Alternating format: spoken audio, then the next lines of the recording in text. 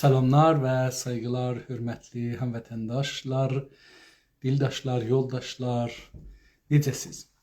Umarım dünyanın her yerinde ve her zaman bizi görürsüz, saygılarımızı, hürmetlerimizi kabul edersiniz. Var olun, sağ olun.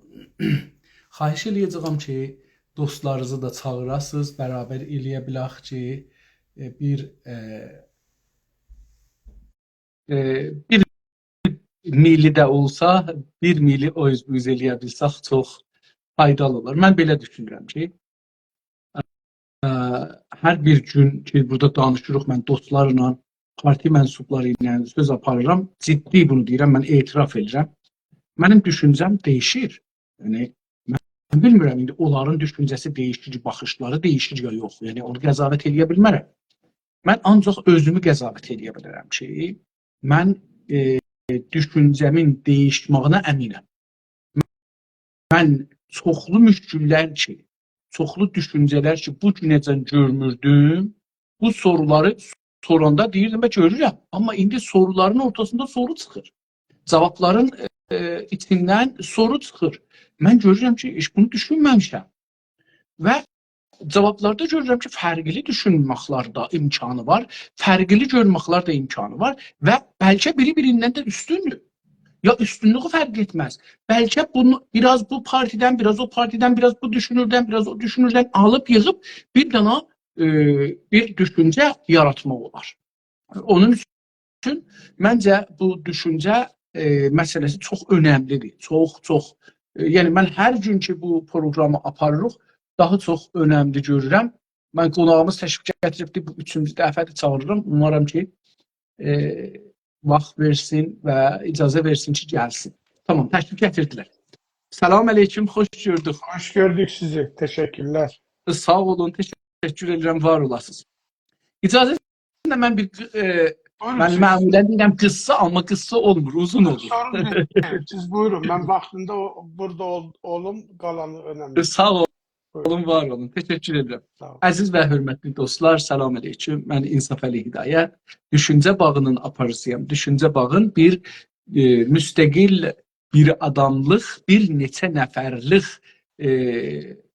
və təşkilatların, düşüncələrin öyrənmək üçün açdıq buranı və bir gözəl bəhslər gedir, ciddi bəhslər və geniş bəhslər gedir.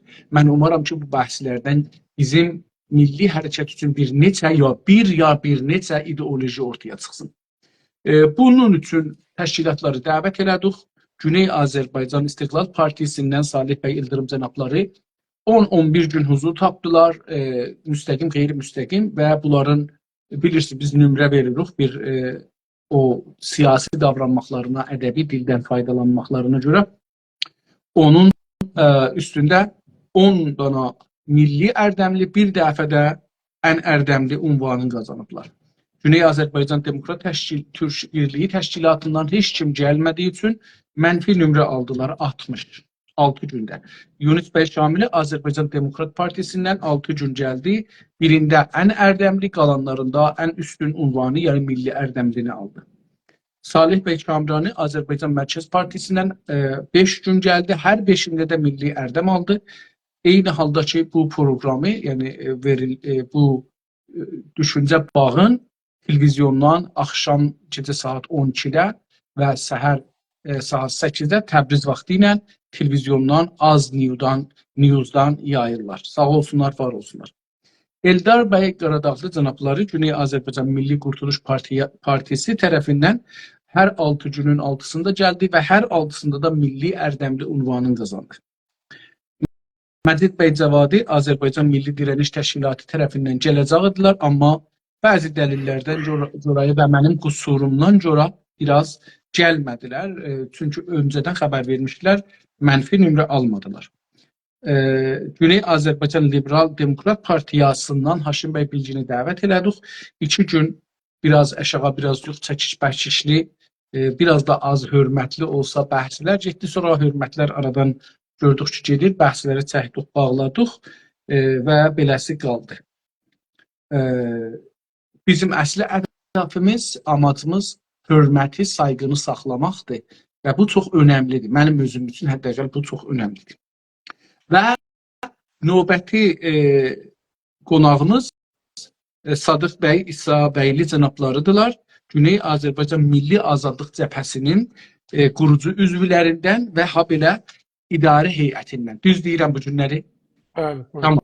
doğru. Ərz edeyim ki, 2 gün təşrif gətiriblər. Bu gün üçüncü gündür. Hər 2 günü milli ərdəmli nişanını qazanıblar. Bu günləri də maratonun sonunda görəcəyik nə mənə. Bir dənə fəqət məsələni indidən xidmətinizə yetirim. Sadıq bəy üçün eyni bizə hamımıza işləyir, zəhmət çəkir və yaşamını dolandırmağa məcburdur. Onun üçün 4 saat ola bilməyəcək, çünki səhər işə getməlidir. 2 saat qərarımız oldu ki, hər gün bu programı aparaq. Sağ olun, xəbər verdiniz. Təşəkkür edirəm. Var olasınız. Siz buyurun, salam əleykum. Çox xoş gördük sizi, dəyərli dostlarımızı, dəyərli tamaşaçılarımızı. Bundan sonra bizə baxacaq, dəyərləndirəcək bütün insanlarımızı salamlayıram. Ümid edirəm ki, bu qoyduğumuz vaxt insanların düşünməsinə səbəb olacaq və faydalı olacaq hamımız üçün. Mən də belə umuram.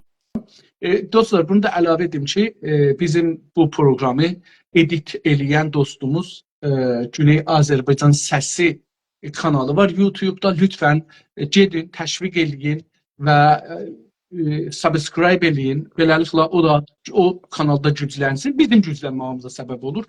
Güney Azərbaycanın hər bir fərdinin güclənməsi bizim güclənməyimizə səbəb olur. İndi əziz və hörmətli İsa bəy, Sadıq bəy, üzr istəyirəm. Bu günləri İran qavramından başlayırıq bəhsə. Görək ki, bu İran qavramı sizin düşüncənizdə hangi tərif ilə tanımlanır? Yəni sizin partinin, təşkilatın tərifi nədir? İran coğrafi olaraq bir siyasi coğrafiya kimi təriflənir sadəcə.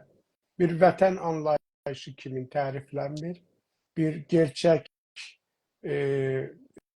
dövlət coğrafiyası və orada yaşayan insanların hüquq və azadlıqlarını təmin edən bir dövlət kimi qəbul olunmur.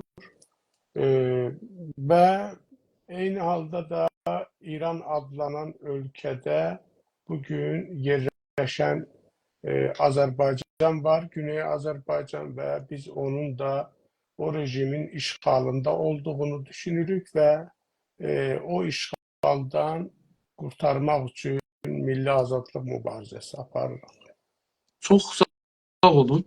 İran qavramın siyasi görürsünüz, yoxsa kültürəldir, yoxsa topraqsəldir, yoxsa dilsəl midir, yoxsa dinsəl, yoxsa bir başqa görürsünüz?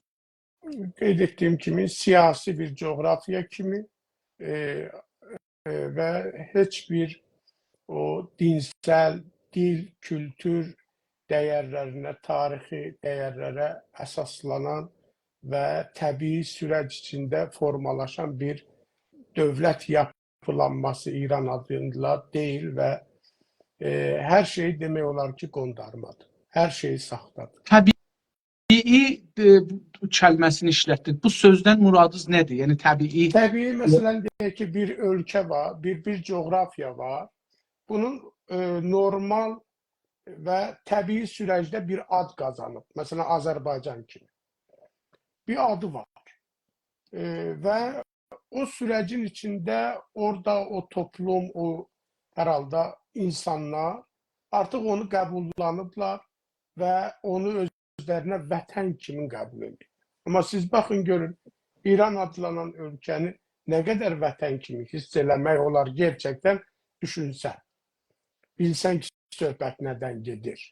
Məsələn, o farslara da, İranlılara da, o özünü İranlı bilən adamlara da müraciət edirsən ki, İran deyəndə nə demək istəyirsiniz? Sən Bəluçistanı o günə qoyursan, o İranı da o cür qəbul edirsən, ya Bəluçistan üçün heç bir dəfə etiraz eləmişsən, səni maraqlandırırmı o şinasnaməsiz, yiyəsiz, ayaqyalın, baş açıq o insanlar? Ki, ömür boyu radyo, televizyon nədir bilmirlər, heç maraqlanmışsın. Görürsən, yox, o İran deyəndə, məsələn, yaşadığı o məhəlləni nəzərdə tutur. Yaşadığı şəhəri nəzərdə tutur və yaxud O yerdəki məsələn gedibdi, gəzibdi, yaxşı yeyibdi, içibdi. O da onun üçün. Gerçək bir təbii və gerçək bir İran onun zehrində formalaşmır ki, bütün dərdləri onun dərdi olsun, vətən anlamı olsun və əgər məsələn deyək ki, orada kimlərinsə hüquqları pozulur, onun üçün o da savaş versin. Elə bir şey yox. Doğru. İran adlı varlığı sizin təşkilat rəsmiyyətə tanırmı? Rəsmiyyətə tanımırıq. Yəni bunun varlığı belə yalan üzərindədir, saxtadır. Sadəcə siyasi coğrafiya olaraq bugün bir dövlətdir, dövlət adı daşıyır. O İran adı altında. Amma bu dövlətin quruluşu, yəni o coğrafiya, o siyasi coğrafiyasını nəzərə alsaq, baxın da məsələn o xəritəni götürsə, o siyasi coğrafiya, arasına baxırsan başqalarının da, özlərinin deyil. Amma onlar iddia edir. Məsələn, Quzey Azərbaycana iddia edir, Türkmənistana iddia edir, Əfqanistana iddia edir, başqa yerə iddia edir. Halbuki bu onun ərazisindədir. Pakistana iddia edir. Bu Bəluç ya müstəqil olacaq, ya Pakistana qoşulacaq. Güney Azərbaycan müstəqil və bütöv Azərbaycan quracaq. Sənə nə dəxli var dinən onu? Ya Əl-Əhvaz və s. Yəni deməyim oldu ki, başqa millətlərin o tarixi, gerçək, təbii o ərazisini, varlığını mənimsəyibdir və necə deyərlər, iddia edir ki, bura mənimdir, hələ bundan yekəsi də var, İran-ı fərhəngi, İran-ı nə bilim nə, İran-ı həxamənişi və gedir çıxır Yəmənə qədər və orada terror və digər şeylər. Çox sağ olun, var olun. İranlı sözündən sizin anlamınız nələrdir? Sadəcə olaraq İranlı, əgər bir vətəndaşlıq anlamı çıxartmaq olursa, bəlkə o qədər hələlik, o siyasi coğrafiyada. Amma konkret, məsələn, biz deyirik Azərbaycanlı, bu bir hoviyyətə dayanır, milli kimliyə dayanır, dilə dayanır, mədəniyyətə dayanır, ortaq dəyərlərə dayanır. Amma bizim farslarla heç bir ortaq dəyərimiz yoxdur. Heç bir. Nə dində, nə dildə, nə... Hətta o din, şiə dini belə, onlarda fərqlidir, bizdə fərqli. Yerlə gözlə fərqi var bunun. Yəni, hər şeydə fərqli bir, necə deyərlər, kültür ortadadır. Ona görə də onlar, məsələn, İran deyəndə Fars deyir, İran deyəndə Farsın musiqisi, Farsın rəqsi, Farsın tarixi, başqalarda yoxdur. Vardısa da, məsələn, qondarma bir şey olub, bir problem çıxıb, gərək olar düzəldirsin. Məsələn, biz Moğoldan dönmüş, Moğol bizi bugünə qoyubdu, dilimizi dəyişib, filan olubdu. Gərək qaydaq təzdən olaq Azəri, Azəridən də təzdən bir də təsviyə olaq Fazəri və yavaş-yavaş çıxaq, çataq, onların o İranlı dediyi şeyə qədər. İndi gör nə qədər manqurtlaşmaq üçün hələ yol var. Əl çəkmirlər ki. Mən dünənləri sizdən program qutarandan sonra dostlarım bir çoxu videolar göndərmişdilər. İranın seçkisində, bu seçkilərin sonucun təhlillərində bir nəfəri göndərmişlər, adını deməyim hər halda. Dərdi fəqət buydu. Niyə bunlar istəyirlər türkü danışalar? Bunlar filan kəs niyə deyir mən türkü danışacağam, mənim türküm, dilim türkdür, özüm türkəm, dədəm türkdür, nənəm türkdür. Yəni tamamən bunu bir ciddi, yəni televizyonda və o birisi sözdə də dayanaraq bir dənə bu gün gördüm bunu da, bu gün bir saat bundan öncə gördüm. İran televizyonunda bir dənə bir karşınas deyirlər, ondan danışırlar, ustad danışqahdır zahirən. O danışır, deyir ki, mən Bəluçistana getmişdim. Bir dənə ailədən soruşdum ki, sizin oğlunuz yoxdur. Dedi, var, gedib İrana sərbaz. Bəli. Bir də onlar əslən Bəluçistanda İran bilmirlər. İran bir ayrı yerdir ki, gəlibdir, bunun oğlu zorla aparıbdır, orada əsker olsun. Bəli. Belə bir düşüncə. Baxın, Azərbaycan Çar Rusiyası ilə savaşanda Qacar dövründə hətta bunlar özləri belə etiraf elədi. Bir əskər oradan göndərməyiblər. Ona baxmayaraq ki, oranın hakimləri, onlar da Qacar nəslindən idi, amma doğma deyildilər də, ögey deyək ki, anadan fərqli adətən. Amma qoymadılar ki, Abbas Mirziyə onun qoşunu bir əskər getsin. Doğru. Və Səfəvilər dövründə, özəlliklə Şah Abbas dövründə bunlara tat deyirdilər. Tat, o da mənası o idi ki, qorxaq, savaşdan qaçan. Onu bir İngilis də dedi. İngilis alimi, yazıcısı, bu tarixçi dedi ki, BBC-də danışırdı, Tacik. Bəli, dedi, Tacik tat, bunlar mənası odur, qorxaqdır, savaşdan qaçandır. Sonralar yavaş yavaş İngilislər onlara silah verdi, yəni silahlandırdı. O əllərində silah olduğunu özü o 4-cü rədədə, yəni 4-cü elə bir ki yerdə, nəinki birinci. Çünki birincilərdə hər zaman qızılbaşlar olurdu. Sonra Qacarlar gəlirdi, digər o Türk tayfaları, əsasən qızılbaşlar və Qacarlar idi. Və biz görürük ki, məsələn, bunların bizim yəni heç bir sorunlarımızda məsələn bir necə deyirlər, çözümə yardımcı olmayıblar. Nə kültürümüzdə, nə tariximizdə, nə yaşayış tərzimizdə, nə dilimizdə, heç nəyə vurublar, əziblər, dağıdırlar. İndi də deyir, indi məsələn o adı nədir bu Məsud Pezeşkiya? Adam deyir ki, mən ailəmdə türkçə danışmışam, Allah məni belə yaradıb. Hər halda mən Türk ailəsindən, deyirsən pan-türkist. Pan-türkist. Burada iki dəstə qavramı gətirəcəyəm. Siz bu haqda deyəcəksiniz ki, buyuracaqsınız ki, bunları necə yan-yana gətirirsiniz, bu iki dəstəni? Bir, Türklər, Azərbaycan, Azərbaycanlılar. İki, İran, İranlılar. Bu iki qavramı bir-birinin yanında siyasətdə necə yan-yana gətirirsiniz?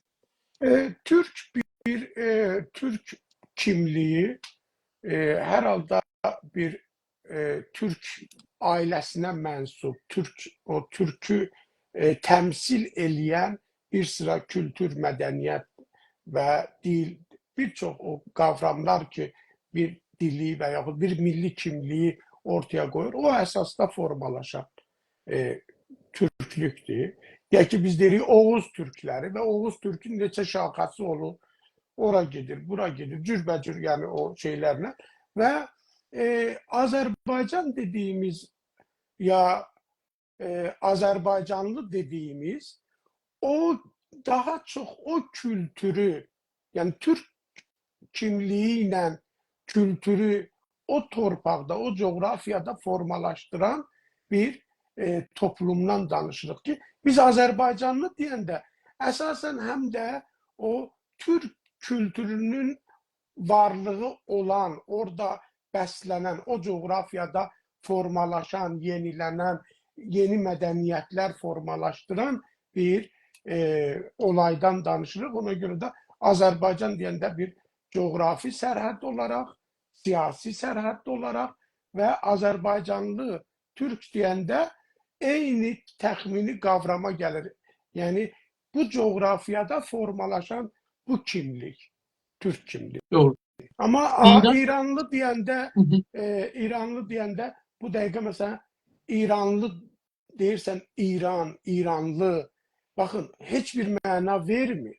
Yəni, nə vətən anlamına gələ bilir. Deyə bilirsiniz, deyə bilərlər, deyirlər vətən, qırğın, qiyamət. Amma o elə vətəndən danışan Rızaxan idi, qulağından tutdular. Yəni, özü çamadanı götürdü ki, tez mən bazar çıxım, gedim. Məhəmməd Rıza Pəhləvi də, o birisi də, filan da.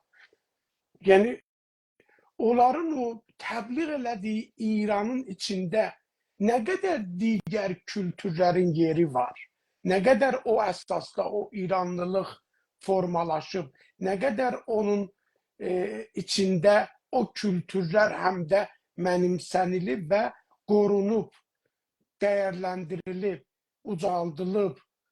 Yəni, olubmu? Olmayanda elə olur bu. Olmayanda da o vətən də olmur, o siyasi coğrafiyada qondarma olur. Bütün və milli kimlik, hoviyyət qazana bilmir o ad. Bu dəqiqə İranın əslində kimliksiz bir varlıqdır ki, Farslar onu bilmirlər. Hara çəksinlər, hara yapışdırsınlar və indi özləri gəlib İrandan belə imtina edirlər. Deyirlər, I am not Iranian. Deyir, İran yoxdur, deyir, Persian. Yəni bilmirlər neynəsinlər bununla. Amma biz Azərbaycan üçün 1000 dənə canımız olsa, 1000 canımız olsa, 1000'ini də qurban eləyərik. Fərq budur. İranı millətlər ölkələri varlığı bilirsiniz, yoxsa bir bütün ölkə tanırsınız? Bu günləri o siyasi coğrafiyada yaşayan millətlər ölkəsi kimi biz deyə bilərik. Amma bu da qondarmadır. Çünki burada işğal məsələsi var.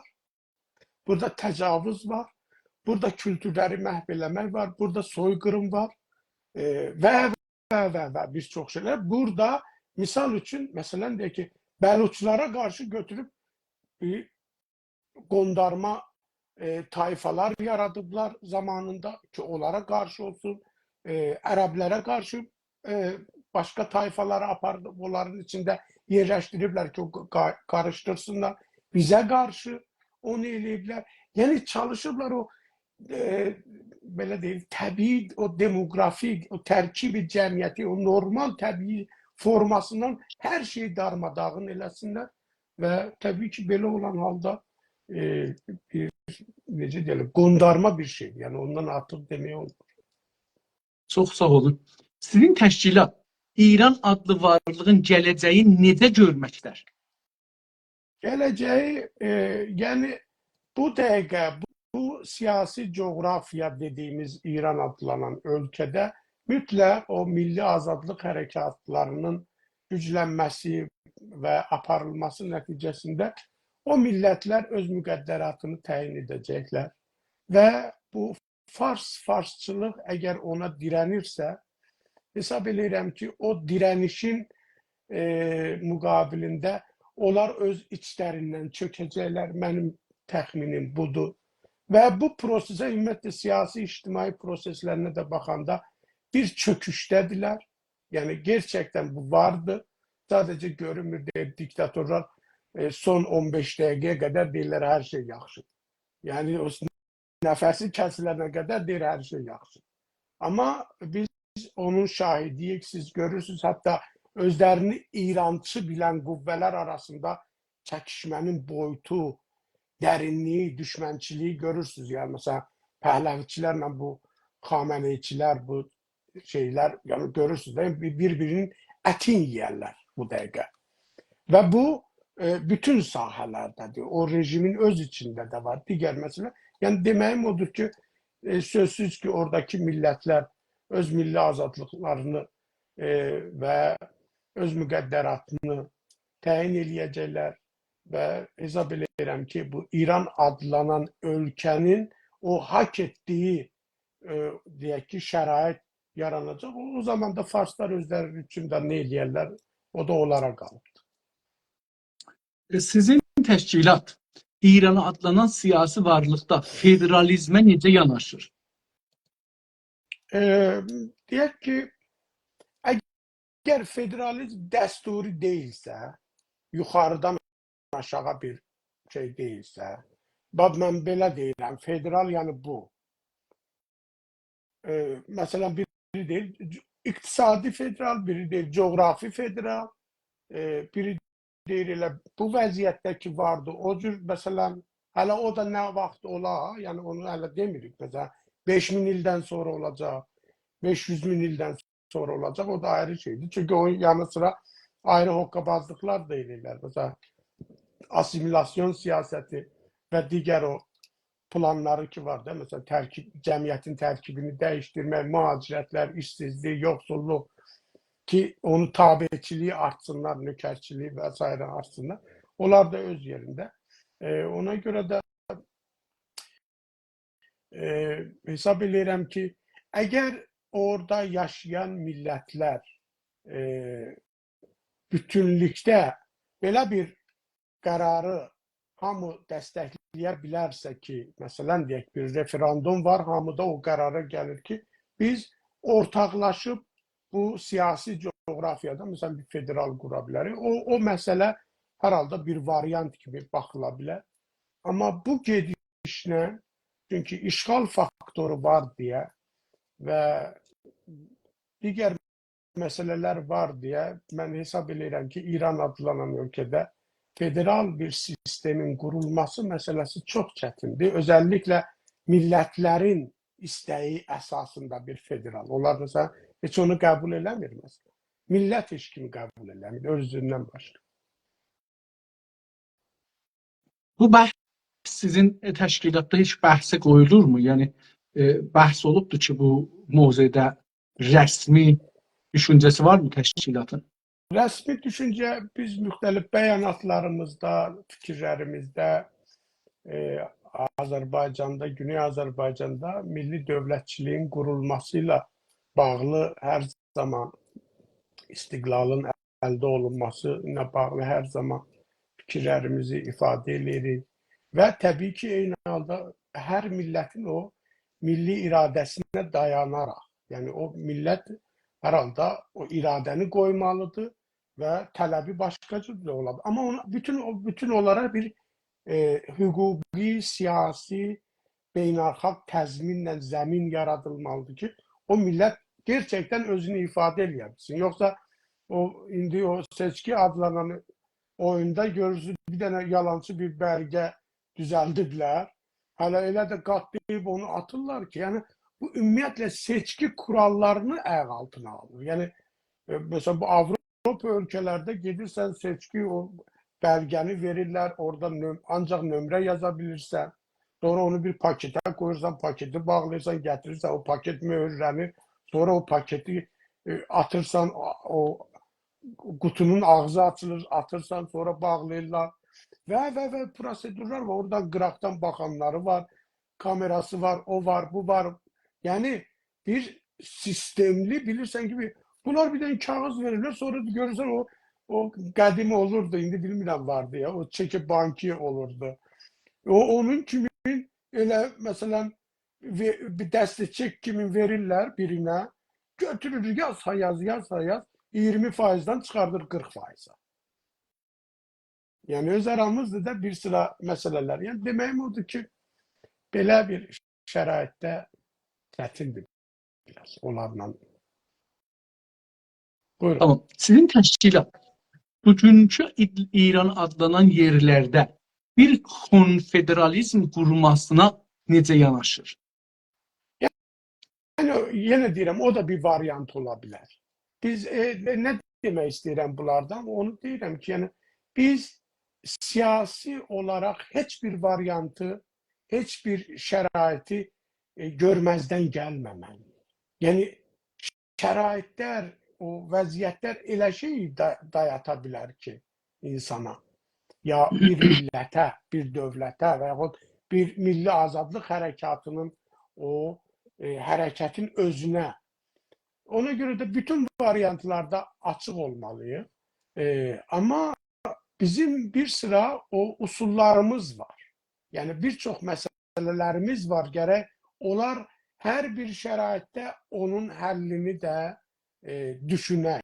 Yəni biz federal da olsaq, konfederal da olsaq, müstəqil də olsaq, bu yüzildə bizim başımıza gətirilən bütün o ictimai, siyasi, kültürel belə deyək də işğalın vurduğu zərbələrin maddi və mənəvi şeyi ödənilməlidir. Yəni elə belə buraxılmayacaq. Bu mümkün deyil, sən bu 100 ili unudasan. Mümkün deyil. Unudulmamalıdır. Bizim yəni baxın da bizim elə özümüzdən götürək. İnsanlarımız hələ biz indi müasir bir dövrdə teknoloji olan bir zamandır. Maşın falan, hər şey var. Təyyarəsi var, o var, bu var. Amma bir zamanlar at, eşək, nə bilim, palçıq, qırğın, qiyamət o vəziyyətdə bizim fədailərimizi öldürdülər. insanlarımızı öldürdüler. Varımızı yoxumuzu elimizden aldılar. Bunların bedelini kim ödeyecek? Ödemelidirlər istənilən şəraitdə.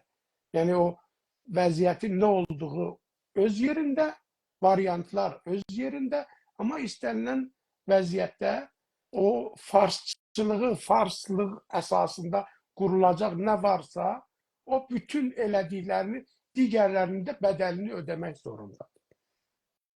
Sizin təşkilatın baxışına görə, yəni təhlillərinizə görə, Hə.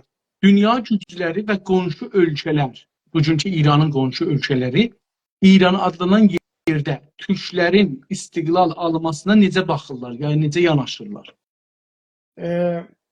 Çox fərqli baxışlar var. Məsələn, fərqli baxışların biri budur ki, biriləri deyir ki, İran adlanan ölkədə Türk hegemonluğunun güclü olması. O coğrafyada Farslar yox, Türklər gərək hakim ola. Bu da tarix üçün normaldır. Tarixdə bir təbiiliyi də var, həm də hökmranlıqları da olubdur. Bu da təbiidir. Niyə olmasın? Niyə belə olmasın? Niyə məsələn siz oranın hər şeyinə siz hakim olmayasınız? Belə bir yanaşma da var. Hangi güclər bunu deyirlər, ya hangi ölkələr bu? Bir sıra ad çəkmək istəmirəm. Yəni çünki o ölkənin adını istəmirəm çəkildi. Amma elə bir yanaşma. Bəziləri istiqlaldan yanadır. Güney Azərbaycan istiqlalını almalıdır. Ümumiyyətlə İran adlanan o bayaq danışdığımız məsələ olmamalıdır. Orada yaşayan millətlər öz müstəqilliyini əldə eləməlidirlər. Onunla bağlı ciddi dövlətlər də vardı. Səsini çıxartmırlar. Bir sıra dövlətlər var, deyir ki, qardaşlar, burada siz yaşayırsınız da, sizə nə olub? Öz dilinizdə küçədə də, vallahi elə mən özüm Təbrizə getdim, hamı ilə salamlaşdım, Tehrana getdim, hamı bilirdi, sən demə, hamı danışırmış bu dildə. Heç kim də qadağan eləmir, nə istəyirsiniz? Deyirəm, mədrəsə yoxdur. O dildə oxuya bilmirlər. O kültürlə bağlı bir dənə bənir açsa, onu özün asallar. Anlayırsan bunları? Hər şey yox, siz çox böyütdünüz bu məsələni. Baxın, belələri də var. Həm qruplar, həm hətta dövlət səviyyəsi. Bəziləri deyir ki, çalışır oranın iqtisadiyyatını siz ələ alın. Necə ki, vaxtıyla Azərbaycan iqtisadi nüfuz olaraq orada böyüdü. Al ver eləyin İranı, o başı məsələn körfəzdir, bu başı filandır, o başı elədir. Niyə bundan imtina edirsiniz? Yəni cürbəcür yanaşmalar var və təbii ki, hər kəsə də hesablayırsan, baxırsan, görürsən ki, öz maraqları, hətta şəxsi maraqlar, bürokratik maraqlar, bəziləri mesela cibinə 3 kuruş pul getsin deyə bu Farslar da çox ifadə işlətmək istəmirəm. Yəni Farslar çox zirəngdilər, öz aramızda. Dövlət olaraq çox yaxşı pul xərcləyir. Özəlliklə bu Cumhur İslami mesela Pəhləvidən daha ağıllı siyasət yürüdür. Daha kəskin qoyduğunu, o deyil, tutduğunu bırakmır. Öz aramızda, yəni bunu demək lazımdır. Gedir pulla da olsa alır, təhdidlə də olsa alır. Siz görün böyle bu opozisyon dediğimiz bu rejime muhaliflerin içinde ne kadar bu rejime işleyen var. Medyada, təşkilatlarda, filanlarda falan, elə değil mi? Zaman zaman bunlar ifşa olur. Ona göre de o da var, təbliğat da var vs. Yəni təsir eləyən amil kimi. İran coğrafiyasına baxanda oradan ki oturmuşsunuz, baxırsınız İrana. Nələr görürsünüz? Orada yaşadığım için, orada büyüdüğüm için, yani orada çok farklı kültürler, çok farklı milletler, birbirini hiç de tamamlamayan kültürler, yani birbirinden farklılar. Mesela ben Bəndər Abbas'a gittim, o Ahvaz'a gittim, O yerlə göycə fərqlənir kültür olaraq bizlərlə. Yerlə göycə, yəni bir dənə oxşarlığı yoxdur. Məsələn, mən getdim Bəndər-Abbasda, orada o kəşfiş şey var da, gəmi qayırma böyük bir şirkət idi. Orada böyük bir projeydi. Biz onu işləyirdik. Orada mən səhv eləmirəmsə 45 gün qaldım. Mən bu insanların kültüründən bezdim.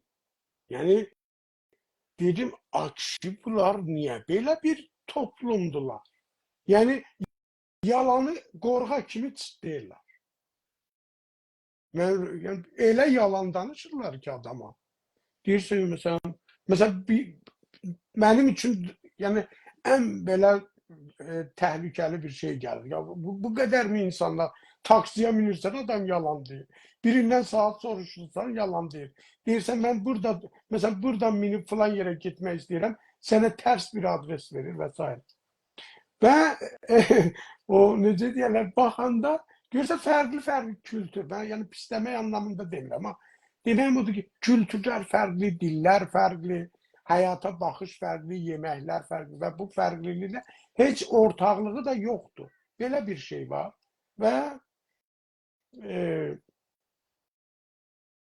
indiki düşüncə ilə baxanda görürsən ki orada heç bir şey təbii qurulmayıbdır. Yəni hər kəs öz bölgəsində təbiidir amma bütövlükdə götürəndə məsələn Bəluçun ərəbdən xəbəri yoxdur. Ərəbin Bəluçdan. Məsələn indiyə kimi siz Bəluçistana getmisiniz. Misal mən getməmişəm. Bilmirəm heç ora nədir, nə deyir, necədir, nə formadadır. İnsanların hətta danışıqlarını belə eşitməmişəm. Yəni canlı olaraq. Belə bir şeydən baxanda görürsən ki bu necə deyirlər, qondarma bir şeyə daha çox bənzəyir də mənim üçün. İrana buradan baxanda bir qondarma bir şey görürsünüz. Qondarma bir kültürel, siyasi coğrafya görürəm. Yəni hər şey, kültürü belə qondarmadır. Elə oradan baxanda indi İranın coğrafiyasına, Nəxşə üzərində, yoxsa o getdikləriniz görür, nə görürsünüz? Coğrafiyanı necə görürsünüz? Coğrafiya, məsələn, coğrafiyada mən işğal görürəm. Məsələn, coğrafiya baxanda mən öz sərhəddimizi baxıram ki, məsələn, bura qədər bizimdir axı. Məsələn, Əhvaza baxıram, Bəluçistana baxıram, deyirəm, bunlar bunundur axı. Sonra ona baxıram, buna baxıram, gətirəm, məsələn, Farsları görürəm ki, qaldı bu lüt, o səhralığın ortasında. Sonra deyirəm, buna baxıb, biz nə günə düşmüşük, bu səhralığın ortasında yaşayan bu 3-4 dənə adam, bunun axtardığı, tapdığı kültür, sənə, milli, nə bilim, nə adlandırdığı o Yəzdin kəvirlərində, o Kəvir-i-Lutda tapdığı sarı milçəkdir. Onu deyir ki, bu nə bilim, nəyə milli, məgəsi milli, məgəsi İrani, zərdə milli. Bunun da varı yoxu bir dənə sarı milli İranlı milçəkdir. Buna sahib adam bizim dədəmizi yandırır. Dilimizi əlimizdən, kültürü. Və baxırsın ya, heç nə bunun deyil. Hər şey də bunundur. Və o coğrafiyanı baxanda, o necə deyərlər, insan düşünməyə bilmir. Beləcə oradan oturun, baxın o dövləti, orada bir dövlət var, İran adlı yerdə bir dövlət var. O dövləti necə görürsünüz? Dövlət, məsələn deyək ki, Pəhləvini nəzərdə tutsaz, kudetatçı bir dövlət. Başqa qüvvələrin əlindən hakimiyyətə gətirilmiş, bir başqa qüvvəni yıxmaq üçün, başqa o geopolitik, bölgəsel, qlobal siyasətin aparılması nəticəsində ürünü kimi ortaya çıxan bir qondarma dövlət. Bu Cumhur İslami də onu əvəzləyən yenə başqa bir qondarma. Yəni, dünənə kimin əgər deyək ki, Pəhləvilər İngilislərin siyasəti nəticəsində ortaya çıxan bir proses idi. Bu 40 neçə ildə də fransızlar onu əvəzlədilər. Çox təəssüf, mən hələ anlaya bilmirəm ki, insanlarımız niyə başa düşmür ki, Fransanın Xümeyninin gətirilməsi, Cumhur İslaminin gətirilməsi, o Tudə partiyası, Tudəçilər, solçular, digər onların hamısını bunun yardımına koşturan Fransadır. Alttan bütün işləri aparan odur. Amerikanı, Carter'i ona məcbur eləyən odur. Şahı, bu Məhəmməd Rza Pəhləvinin o necə deyərlər, bəzi ətrafını o çəkib dağıdan budur. Və bunlar normal bir inqilab süreci ilə değildi. Yəni necə deyirlər, orada insanlar narazıdır. Azərbaycan narazıdır, o birisi narazıdır. Amma bu narazılığı hamısında bir qırağı. Xümeyni gəldi dedi, çıqqırı çıxanı, təyyarəni qaldıracağım, bombalacağım və s. Yəni İran adlanan ölkənin o siyasi güc olaraq, iqtidar olaraq adı nə olursa olsun, mənim fikrimcə bu, orada yaşayan millətlərin milli iradəsi ilə ortaya çıxan bir siyasi sistem deyil və ona görə də heç bir məşruiyyəti, legitimliyi, heç nə yox. İndi buradan eləcə oradan oturun, oradan düşməyin, elə baxın, orada bir fars dilli insanlar var. Fars demirəm, fars dilli, buna görə ki, bunların bir çoxu keçən 150 ildə fars təbliğatı əsasında farslaşıblar, dilləri dəyişibdir. Amma 3-4-5 nəsl qabağı qeydəndə çoxu türk, çoxu ayrı dillərdən, millətlərdəndirlər. İndi bu fars dilli insanlara baxanda nə görürsünüz? Biraz çətin sualdır. Çünki məsələn deyək ki, mən özüm məsələn deyək ki, uşaqlıqda Tehrandaydım, orada böyüdüm, o dili öyrənməyə zorundaydıq. Məcburi öyrənirsən də məktəbə getməlisən, o olmalıdır, bu olmalıdır. Və bəzi hallarda o uşaq yaşında fikirləşirsən ki, mən bu dili necə tez öyrənim? Bir hələ yarışa da girirsən, gecə gündüz də əlavə vaxt da sərf edirsən. Yəni o asimilə hissi ilə eləmirsən. Amma onun yanı sırasında sən öz kültürü saxlayırsan, öz dili saxlayırsan, ailədə o dil işləyir, kültür işləyir, öz musiqin olur, öz vətəniyə bağlılığı itirmirsən, hər il bir dəfə də olsa, imkanın olsa, gedirsən öz kəndivə, şəhərivə, gəzirsən o insanlarla, qopmursan o kültürdən. Bir beləsi var. Bir də tamamilə belə içdən özünü o kültürə təslim eləyənlər var. Bir də ona da biraz normal, buna da biraz normal. Nə olsun, məsələn, mən türkəm, elə həm də məsələn, fars dili də bilirəm, lap yaxşı. Bu da olar, o da olar. Belə neytral baxanlar da var. Yəni, o müxtəlif şeylər var. Çünki nəhayətdə bunun bir səbəbi var. O da bir sistematik asimilasyon siyasəti ilə ortaya çıxan bir durumdur. Məsələn, əgər mən fikirləşəm, əgər bizim ailədə mənim atamın, anamın, böyük qardaşlarımın təsiri olmasaydı ki, biz öz dilimizi qorumalıyıq. Məsələn, o vaxtları Koroğlunun nağılları, mənim atam oturardı, nağıllar deyərdi, kitablardan nağıllar deyərdi qardaşım və musiqini biz evimizdə məsələn onu mütləq və mütləq hər həftə olmalıydı hamının olduğu yerdə və.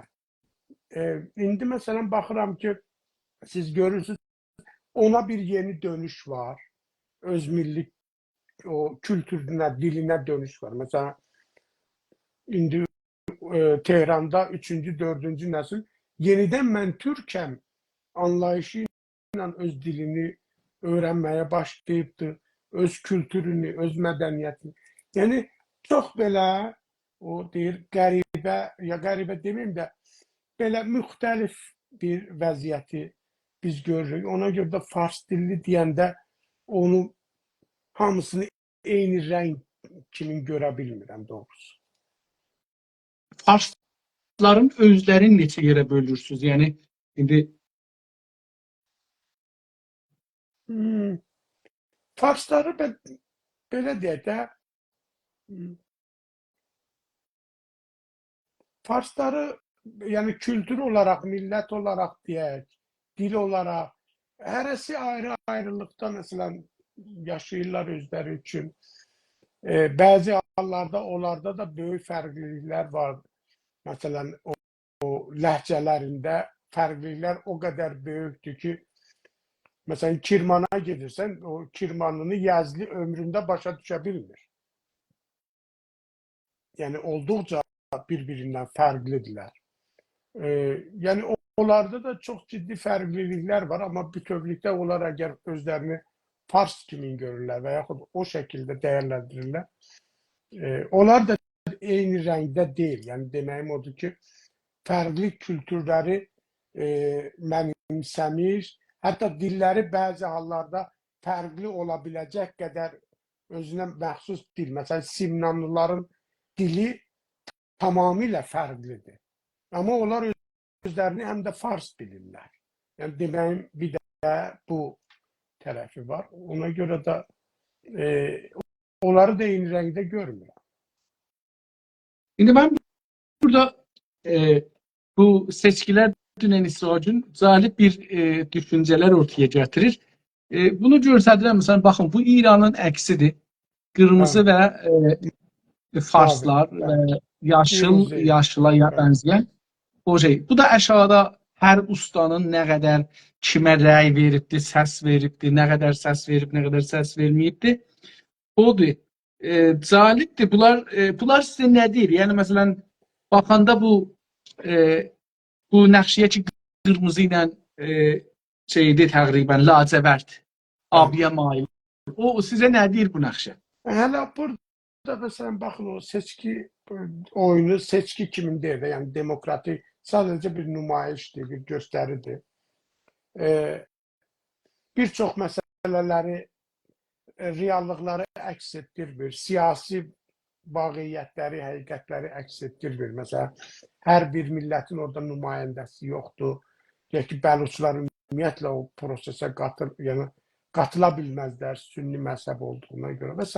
Yəni, bütün o inkarlarla, bütün o örtbasdırlarla yenə də baxırsan, görürsən ki, bunlar vahid bir hoviyyət, Fars kimliyi adı altında nə qədər İran sırılmaq istəyirlər, o alınmır və bu kimi məsələlərdə görünür. Özəlliklə, məsələn, bir türk kökənli, yəni böyük bir millətə mənsub birindən bu proseslərə qoşulanda o fərqliliklər həmən özünü göstərir ki, deyək ki, burada gerçəkdən proseslər nədir? Gerçəkdən Farslar, hər şey onların dediyi kimin deyil. Məsələn, onlar gəldi... Mən amarlara baxırdım, biraz bəhsidən çıxırıq ki, amma o Farsların düşüncəsini istəyirəm. Gedək görək ki, Farsları nə cür görürük, ya nə cür siz görürsünüz.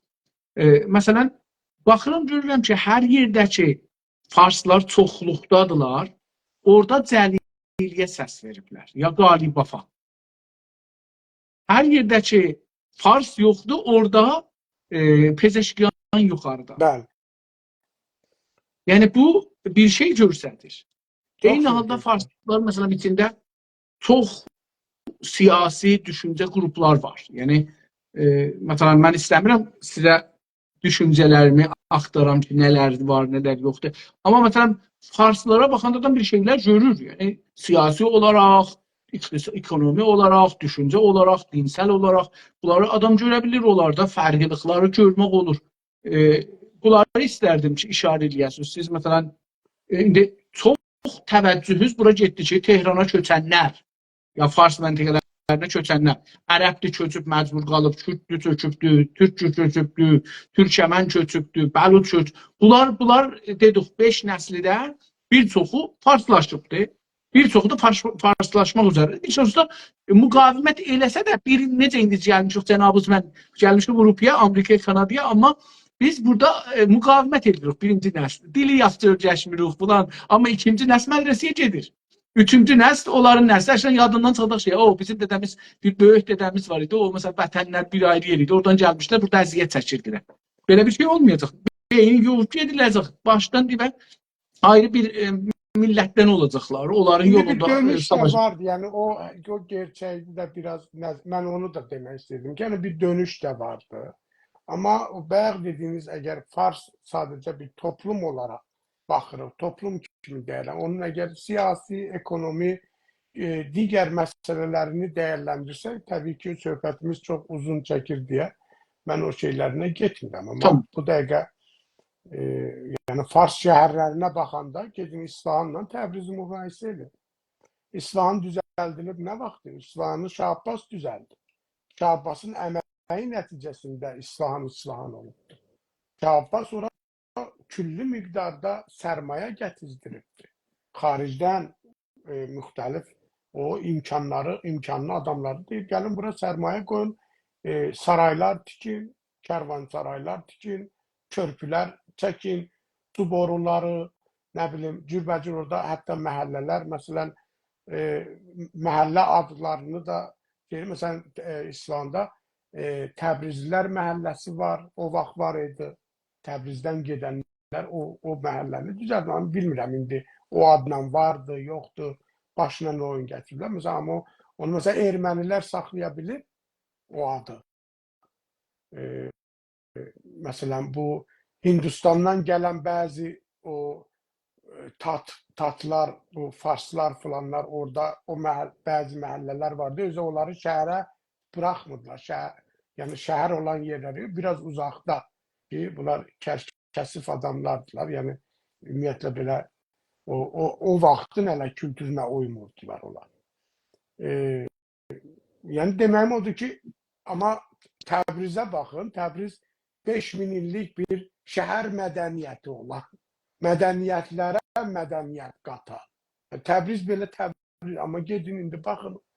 Mən məsələn o xarici turistlər ki gedir Təbrizə, o çəkilişlərinə baxıram, küçədə gəzirlər, ora gedirlər, bura gedirlər. Yəni inanın ki, o deyir, qəhər basır, kədər götürür məni ki, ilahi, bizim millət görmürmü nə gündə yaşayır? Görmürmü? Bunun küçəsinə bax, bunun körpüsünə bax, bunun maşınına bax, bunun nə bilim gününə bax, bunun işığına bax, bunun, yəni qalırsan belə. Yəni deməyim odur ki, çox şeyləri müqayisə eləmək olar, çox məsələləri demək olar. Amma zamanı da nəzərə alaraq mən qısa. İndi bir de orada Farslardan sonra bir tane de ayrı bir ünsür vardı. Heç olmasa zihinsel. Desaq, dil məsələsidir. Yəni bir Fars dili var. Bilir ki, dillər, mənim düşüncəm budur, bilmirəm siz nə cür. Dil sadəcə bir alət deyil, bir vəsilə deyil, bir imkan deyil bu iki nəfərin bir-birinə danışmaq ilə. Siz Fars dilini necə görürsünüz? Bizə münasibətdə Fars dili əgər danışsa, bir də var ki, məsələn, mən İngilis dilini necə görürəm? Misal, İngilis dili yəni belə baxanda, yəni qlobal rəvabiti, qlobal texnolojini, qlobal o kommunikasiyanı, qlobal o ilişkini, qlobal vahid mədəniyyətin yaradılmasında rolu olan bir dil. Bir sahədə, iqtisadiyyat sahəsində, kültürə, bir çox sahələrdə bir dilə çevrilən güclü bir dil. Amma Fars dilinə gələndə qısıtlı, özü naqis, özü zülüm çəkir, elə bir ki, sürünür yerinə,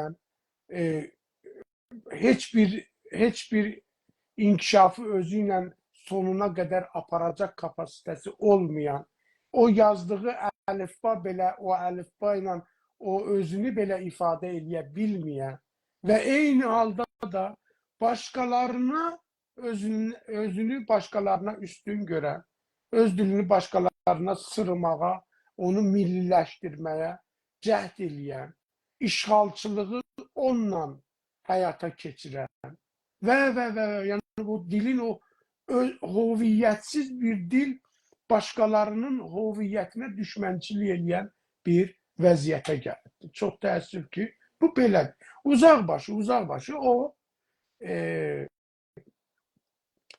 məsələn şeir dili kimi qala bilərdi. Elə şeir yazasan ondan. Ondan ötəsi yox. İndi gəlib məsələn özünə bir milli dil statusu alır və başqalarına da deyir ki, sənin dilində bu idi, xəbərin yoxdur, bu dil sənin o deyir, kültüründən silinibdir. Gəl təzdən dön buna. Halbuki Türk dilinin deyək ki, feilinə, ədəbiyyatına, məsələn, keçənlərdə bu sosial mediada hələ insanlarımız təzə-təzə huş eləyir ki, misal deyək ki, bizim insan olaraq Türk dilində o bədən üzvlərimizin məsələn bir çox şeyi məsələn D hərfi ilə başlayır. Farsda var mı? Məsələn biz diş deyirik, dil deyirik, diz deyirik. Məsələn Farsda birinə zəban deyir, birinə nə bilim dəhan deyir, birinə nə bilim nə deyir. Hərəsi bir yerdən indi nəyi hardan hara calayıb gətirib o belə deyək də bir dil formalaşıb və bu da gerçəkdir. Yəni mən bir şərqşünas belə deyək də, yəni o nə deyirlər bu səyyah ya turist indiki dildə desə, Şah Abbas dövründə o ərazilərə gedir. Onun İsfahan səfəri və digər o səfərlərini oxuyurdum. Orada deyir ki, o vaxtları fars dili yox idi, tat dili idi, tat deyirdilər. Və o da dedi, bu qondarma bir dildir. Yəni Hindistandan, oradan, buradan, ərəblərdən götürülmüş, onun tərkibindən hələ də bir çox şeydə deyir, özünü ifadə eləyə bilməyən ən mənasız bir şeymiş. Deyir, mən ona öyrənməsinə cəhd elədim, yəni heç bir qəpiyə deyir, dəymir. O zaman da deyir, mənim heç işimə də yaramadı. Çünki Qızılbaşlar ya Səfəvi dövləti özlərinə ar bilildilər, qorxaqların dilində danışsınlar. Qorxaqların dilində danışmağı özlərinə ar bilildilər. Və o zaman onu da deyim ki, məsələn, onun yazdığına görə deyir ki, o məsələn dedi, Qızılbaşlar ölkəsinə gedirik. Qızılbaş ölkəsi adı o imiş. Yəni Səfəvi dövləti eyni halda Qızılbaşlar ölkəsi kimi. Yəni o İran qondarması deyəndə biz boşuna bunu ifadə eləmirik. Yəni tarix və bu dil də maalesef yəni bu vəziyyətdədir ki, həm də başqalarına cəbhə açıbdır və dilləri, kültürləri məhv etmək üçün and içib. Çox təəssüf bu dili belə görmək olur. Fars dili Türklərin ya Azərbaycanlıların gələcəyində yeri olar mı? Sizin partiyə görə. Yəni bizim coğrafi ərazimizdə dövlətimiz olursa, o cür deyirsin. Təbii ki. Təbii ki. Yəni hansı şəkildə Azərbaycanlıların gələcəyində sizin parti bu fars dilinə nə cür baxır? Bizim parti, bizim dilimiz var, kültürümüz var, mədəniyyətimiz var, öz dilimiz, hamısı o olacaq. Azərbaycan türkçəsi rəsmi dil olacaq. Yabancı bir dilin orada nə işi var? Əgər o toplumdan bir şey orada yoxdursa. Ola bilər, məsələn, kimlərsə mühacir kimi gəlib orada yaşayır, ya məsələn, gələcəkdə oradan pənahəndə alırsan. Deyək ki, gəlir ora, o sənin ölkəyə sığınır. O sığınırsa, onun o dilinlə, məsələsi ilə gərək məşğul olasan. Yəni, o ayrı bir şeydir. Amma bütövlükdə buna bir ayrı status qazandırasan, təzdən başına bəla eləyəsən, yox, təbii ki. Tamam. İran və farsların həm İranın, həm də farsların siyasi gələcəyin necə görürsünüz? Ya necə görmək hətta arzu elərsiniz? Gerçəkliklərə baxanda bu gedişlə o İran adlanan coğrafi, siyasi, deyək ki, məkan ya ölkə mövcud olmayacaq artıq bu şəkildə. Ayrı formada olması qaçılmazdır. Ya orada millətlər öz istiqlalını alacaq, onlar da ortalıqda qalacaq. ya istenilen halda bir süreç var. O süreç bunu yönlendirir ki, yani İran adlanan ülkenin bugün iddia ettiği bu siyasi coğrafyada mevcutluğu olmayacak. Başka şekilde eyni halda da yani Farslar da eğer ağıllı olsalar, eğer o deyir yekəbaşlıq eləməsələr, əgər fikirləşməsələr də çox şey həyata keçirə bilərlər. Və məncə onlar onu bilir, biz bilmirik. Biz elə bilirik ki, onlar çox da onlar öz güclərini yaxşı bilirlər. O gücə, yəni görsələr o güc zəifləyir, o deyir qıllarına çəkiləcəklər və o çöldə zətdə ya o qaldıqları yerlərdə də qalacaqlar. Onların, yəni Farsların və İranın gələcək coğrafi durumunu necə görürsünüz? Topraq durumunu necə görürsünüz? Yəni iddia elədikləri bir sıra coğrafiya var. Məsələn, deyirlər nə deyirlər onları? Fars, məsələn, Şiraz bölgəsinin bir sırası, bəzi yerləri. Amma onun nə qədəri onlara aiddir, nə qədəri deyil. Bəzi o Fars bölgələri var ki, məsələn, onlara aid sayıla bilərmi, sayıla bilməzmi? Yəni, doğrusu mənim üçün bu çox çətin məsələdir. Bəlkə onlar üçün də çətindir. Onların, mən məsələn, düşünürəm, gəlir elə o Yəzdi, bir də o kəvirlər. Yəni, Yəzdə mən biraz şübhəliyəm. Görəsən, Yəzd onlarındır, ya ayrı bir məsələlər də var. Ona görə mən gerçəyini desəm, onlar bir mühacir toplum olduqlarına görə hardan gəliblər, o da biraz tartışılır da, indi hərə özünə bir qondarma tarix bilir. Onların hak etdiyi tarixi bir coğrafiya yoxdur deyə təsəvvür biraz eləyə bilirdim. Uzaq başı mən o Kəvir Lut, məsələn, bəlkə o tərəflərdə bir yerlər var, məsələn, bilmirəm. Ola bilər o cür.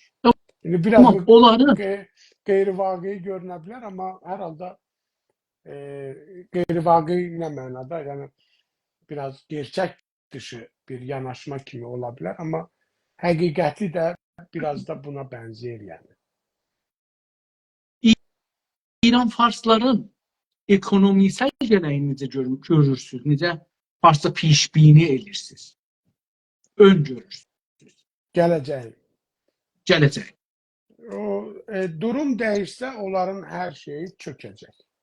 Çünki onlar heç nə, məsələn, milli sərvət dediyimiz anlamda elə bir ciddi sərvətləri yoxdur.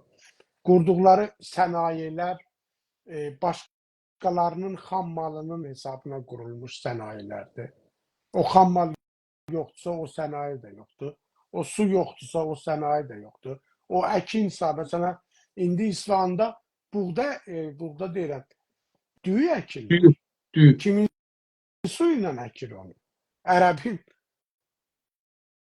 O gedən suları, o tərəfdən, o dağlardan gələn suları yönləndiriblər, orada düyü əkirlər və böyük sənayelər orada qurublar.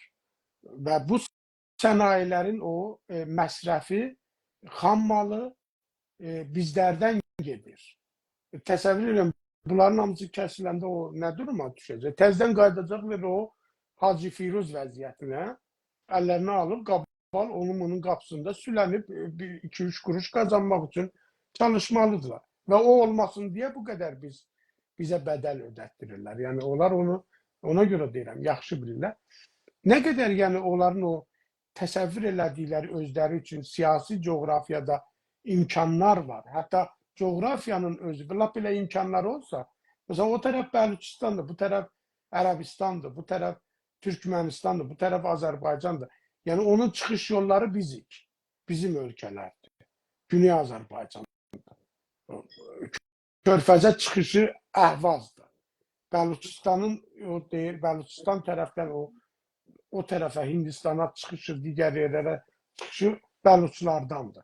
Kəsdik bunun qabağını, qoymadıq quşu uçurtsun, neyniyəcək? Yəni, o ortalıqda. Ona görə də Belə bir durumları var. Çox sağ olun. Bu İran bölümün mən fikir edirəm bir belə danışdıq yetər. Sadəcə o fitilləri ateşlədik. Od vurduq, yandırdıq. Düşüncələr dalısıcan axar, tapar Bəli, yolun. Keçək federalizm bölümünə. Sizin mənə verdiyiniz vaxtdan bir saat qalır hələ. Yəni bəli, bəli. icazə versəz davam edək. Buyurun. Federalizmə keçəndə sizin təşkilat federalizmi necə tərif edir? Biz bir aşama kimi görürük. Milli hərəkətimizin milli siyasi mübarizəsində alternativləri kimi görürük. Olması gərəkəndir. Amma Azərbaycan mərkəzli o sürəcin aparılması və təkmilləşdirilməsi üçün.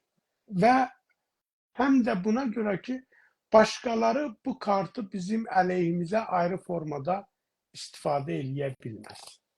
Yəni bu açıdan biraz o siyasi olaraq məsələyə baxış, biraz milli hərəkətimizin gərəyi olaraq, biraz daha bizim əlverişli seçimlərimizin, manevr imkanlarımızın olması üçün millətimizin bu prosesə qoşulması sürəcində o toqquşmaları azaltmaq və bir çox amilləri nəzərə alaraq təbii ki, biz çalışırıq.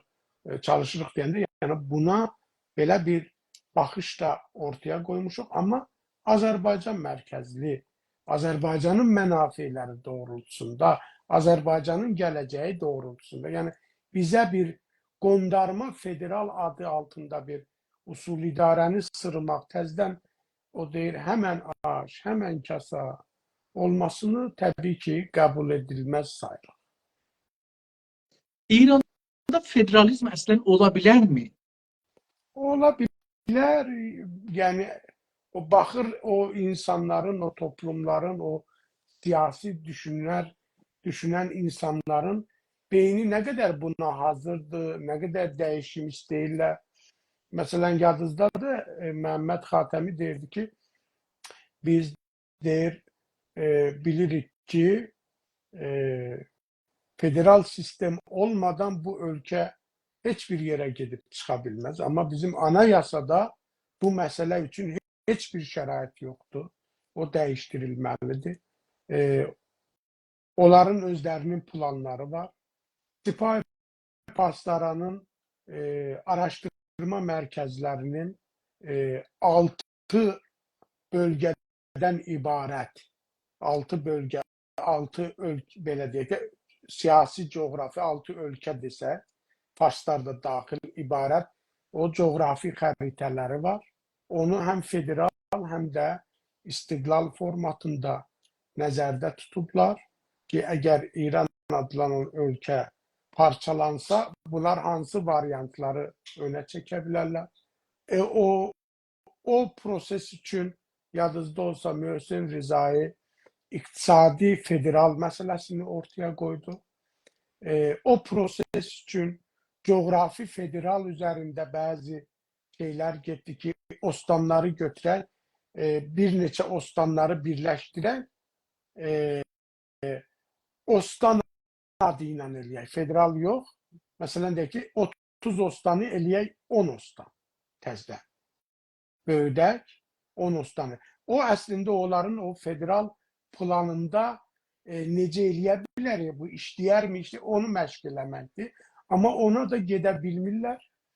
Çünki o adla da gələndə bir çox sorunlar çıxır.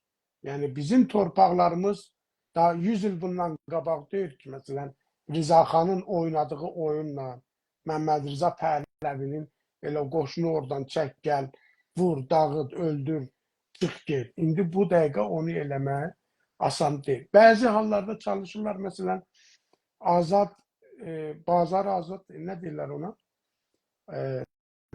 Mərakəz azad, nə bilim, ticari. Ticari.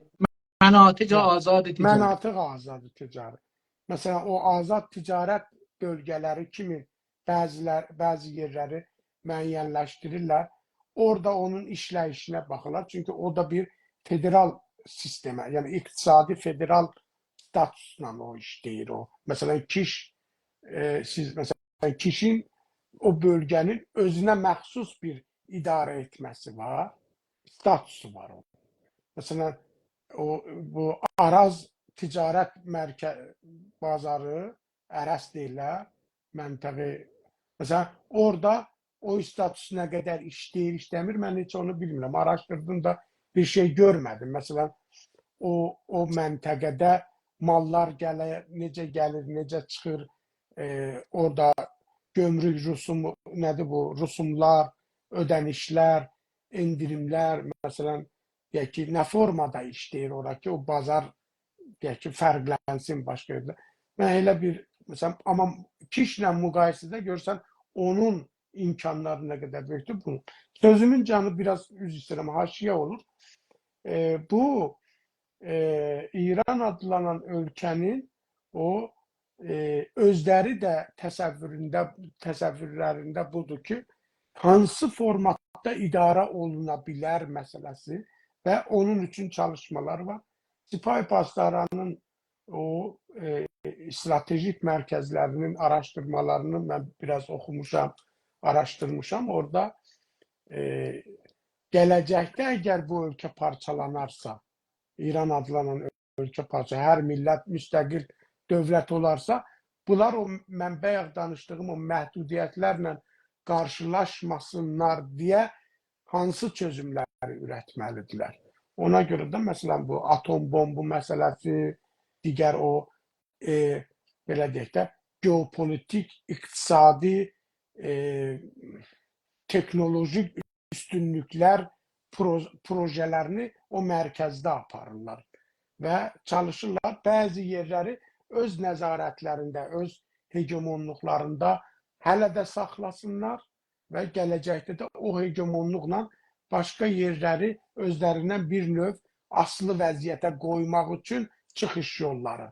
Yəni çox belə bir mürəkkəb bir prosesləri də biz gələcəkdə o necə deyirlər görmək olar. Siz federal Sizin demişdiniz. danışdığınız federalizm nə cür bir federalizmdir? Siz dediniz. Bizim danışdığımız federal istiqlala gedən bir federaldan danışır. Yəni bizim ordumuz olmalıdır. Bizim xarici siyasətimiz olmalıdır. Bizim pulumuz olmalıdır. Yəni o federal belə onların dediyi federallardan deyil. O da yox, bu da yox. Yox, yox. Yəni sənin ordun olacaq, sənin sərhədləri özün qoruyacaqsan, xarici ticarət, xarici siyasət, bütün məsələləri özün qərar verəcəksən. Mərkəzin də əgər qərarı olursa, sənin parlamentin onu qəbul eləmirsə, o da keçərsizdir və salam. Pasport da özünündür. Onun pasportu deyil. Onda bu əslən federal olmuş ki, yəni nə mənə desəz, Yəni mərkəzlə bir olursunuz ki. Yəni biz ona federal da deyə bilərik, başqa şey də deyil. Yəni orada məsələn ayrılmadan o bir siyasi coğrafiyada belə bir vəziyyətin yəni məsələn konfederaldan danışırsınız, yox? Konfederal deyil. Məsələn bu dəqiqə Finlandiyanın özündə İsveç bu bir bölgə var. Yəni ada kimindir? Onlar İsveç dillidirlər. Onların pasportları var, parlamentləri var, anayasaları var. Helsinki'də ya Finlandiyada parlamentin çıxartdığı qərarları qəbul eləmirlər. Vergiləri özləri müəyyənləşdirirlər. Hər şey özləri. Yəni saysan da nə bilim bir neçə min adamdır. Bir neçə min. 100 min, 1 milyondan danışmır. Bir neçə mindir. Balaca bir adadan danışır. Bilmirdim. Mən bu cür bir federalın olmağını bilmirdim. Bu konfederala gedir çox. Yəni gedirsə də getsin. Yəni o sizin federal elə bir şey deyil ki, məsələn standart belə peçatlayaraq elə budur. O sizdən asılıdır. Nə qədərin Tamam, mən də ona görə soruşdum. Yəni ona görə əslində sevindim buna bir tərəfdən. Çünki buradan bizim insanlarımız federalizmi o şey ki Avropalılar tərif ediblər, onu deyir. Niyə başqası bizə dayatsın? Mən də deyirəm, yəni bunu biz tərif edirik. Bunu sevdim. Yəni tərifin biz edirik. Mən belə bir federalizm istəyirəm. Tutuldu getdi. Sən istəyirsən, sən gəl mənə tərəf. Mən niyə sənə tərəf gəlim? Yəni o istəyirsə, o qurtarmalıdır. Bizim Bakın mesela bizim o coğrafi, özür isterim biraz söz uzun. Coğrafi olarak bizim hiçbir sorunumuz yoktu. Türkiye, Avrupa. Azerbaycan, Rusya'nın o başı, Şərqi Avropa, elə değil mi? O taraftan da Çin'e kadar Xəzərdən. Bizim ne sorunumuz vardı ki mesela diye ki kim bizim karşımızda durabilir? Merkez değil ki mesela diye ki o Yazdı, Kirmandı, Simnandı o hara gidecek o çöllükte hara sülənəcək o ne iş görecek? Əslində mən istəyirdim bir sual soruşuram ki, İranın içində, yəni farsların içində federalizmə necə baxırlar? Siz bir neçə bir Sipah Paslarının işarə buyurdunuz, bir Məhəmməd Xatəminin federalizminə, bir də Mohsen Möhsün Rizai, ben. Möhsün Rizai'nin federalizminə işarə buyurdunuz. İndi opozisyon, Fars opozisyonunda əslən federalizm bəhsi var mıdır? Onlar necə baxırlar bu qəziyyəyə? Vardı bazı o cumhuriyetçi dediğimiz kuvveler var. Bazı səhv eləmirəmsə müəyyən o Ahmet Bey demişken Altengi ilə çeynəyən solçu qüvvələr ki, hələ tör töküntülərdən qalıblar. Onlardan vardılar ki, da o ömürlərinin axırında deyirlər ki, belə bir şey ola bilər. Amma federal coğrafi olarak etnik, milli, kültürel bu şeyler yok. Coğrafi olacak. Biz istediğimiz gibi paylayacağız.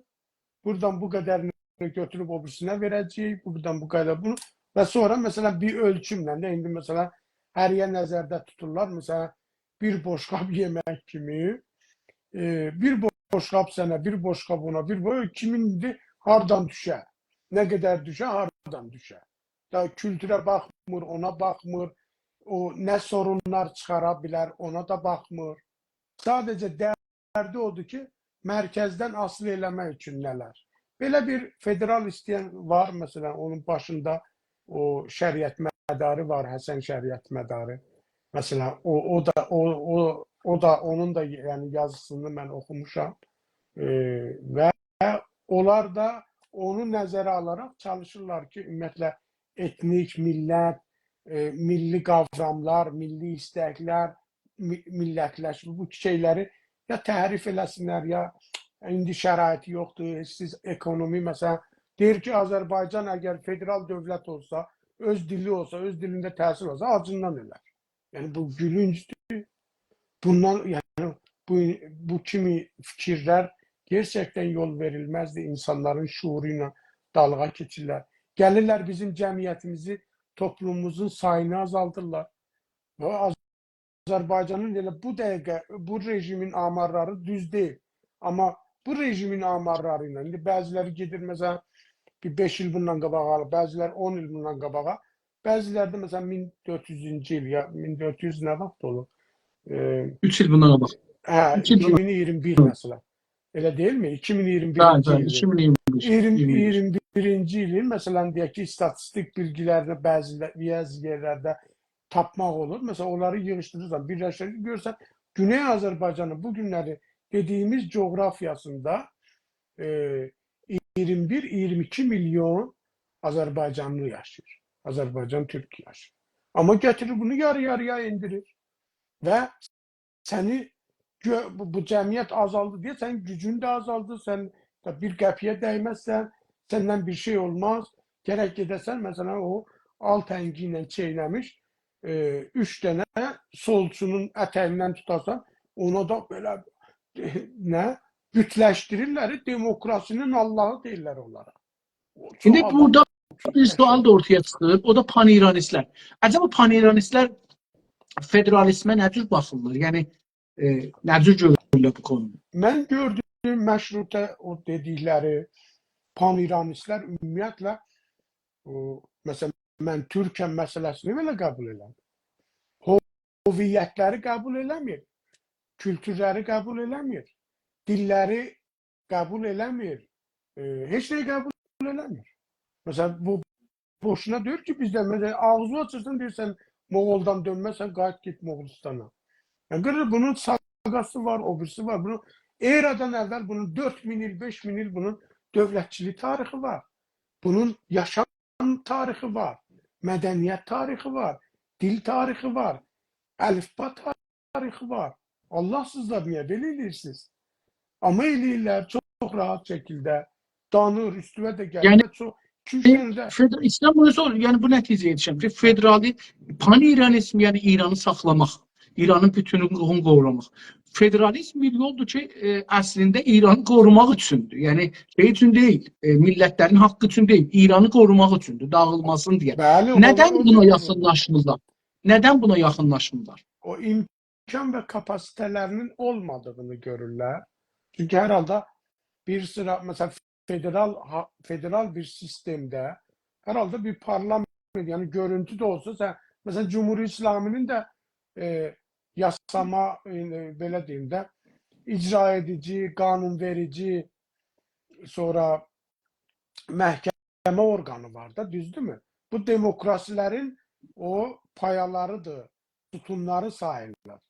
Amma aya bunlar demokrasini ifadə, yəni gerçəkləşdirirlər, demokratik bir sürəcin aparılması üçün bunlar vardı ya, o dini rəhbərin o kimi hökumətinin yerinə yetirilməsidir. Misal üçün deyirəm. Ona görə də bunlarda məsələyə o cür baxırlar ki, biz bir dəyişim gətirsək, hər hansı formada, federalı belə qəbul edir. Görürsən, deyirlər ki, آموزش به زبان مادری کلمه رمز تجزیه ایران. Yani bak gör hareket çıktı. Bundan federal istemək olur. Niye? Çünkü ben federal versə, misal deyil, ya kabul eləsə, rəsmiyyətə tanınsa. Burada bir dənə məsələ gətirdiniz ortaya. O da budur ki, federalı istəsə. Yəni acaba biz federalı istəməliyik? Ya onlar verməlidirlər ya neynə? Yəni istəyə bu kimin iradəsinə bağlıdır federal qurmaq ya qurmamaq? Siz dediniz ki, onlar Yox, bu taza sualı soruşuram. Taza sualı soruşuram. Federalı bu da bizim milli, bakın, hər bir şey bizim milli iradəmizə dayalı değilsə, ondan onay almışsa, o kimsə onu bizə dayatma haqqı yoxdur. Biz əgər məsələn deyək ki, bir milli, o keçici federaldan da danışsaq ki, şəraitlərə görə, beynəlxalq şeylərə bir çox amillər də, yəni bizdən asılı olmayalaq ki, əgər onu eləməsən, çox şeyimizi itirərik. Misal, da çıxılmaz vəziyyətdəsən. Orada da sən özünkünü dayazacaqsan. Nəinki gətirib qoyacaq qarşılar ki, mən deyəm budur, bunu imzala. Belə bir şey yoxdur. O getdi, o dövr getdi. Onu burada bizimkilərin də bəziləri ağıllarından çıxarsın. Yeni nəsil sizin oyunlarınıza gəlməyəcək. Bunu qəbul edin. Buyurun. İndi sizin də bir bayaqlar işarələdiniz, amma bir də bunu müşəxəs sorun, o müstəqil bir soru olaraq sorun. Sizin istədiyiniz federalizmin müşəxəsələri, özəllikləri nələrdir? Bizim istədiyimiz bir belə möhkəm bir şey yoxdur. Federal ki, biz deyək ki, biz bunu istəyirik. Amma əgər belə çərçivə olaraq şeyləsək, yəni konfederal statusu özündə barındıran, yəni o dərəcədə istiqlala bir addım qalma bir sürəcdən danışır ki, sən həmən o deyir istiqlalı bağımız, yəni istiqlalı ala biləsən. Nəinki hələ o desin referenduma qoy, nə bilim nə. Belə şeylərlə də yox. İstədiyin var, kefim istəyir, bu dəqiqə mən onu eləyəcəyəm. Yəni biz onu bir texniki çözüm olaraq, bayaqları mən dedim, variant. Yəni biz eləyə bilmərik. Bir imkan var, o imkan ya yox da biz bunu istəmirik. Ya istəyə bilmərik, ya görmürük. Görürük, əlimizdədir, amma sonra bu vəziyyəti necə dəyişə bilərik, necə eləyə bilərik, nə qədər onu gücləndirə bilərik, o da bizim gələcəkdə şəraitimizə baxır. Buyurun. İranda federalizm əlverişli mi indi? Yəni siz fikir edirsiniz ki, məsələn bir hadisə orada düşdü.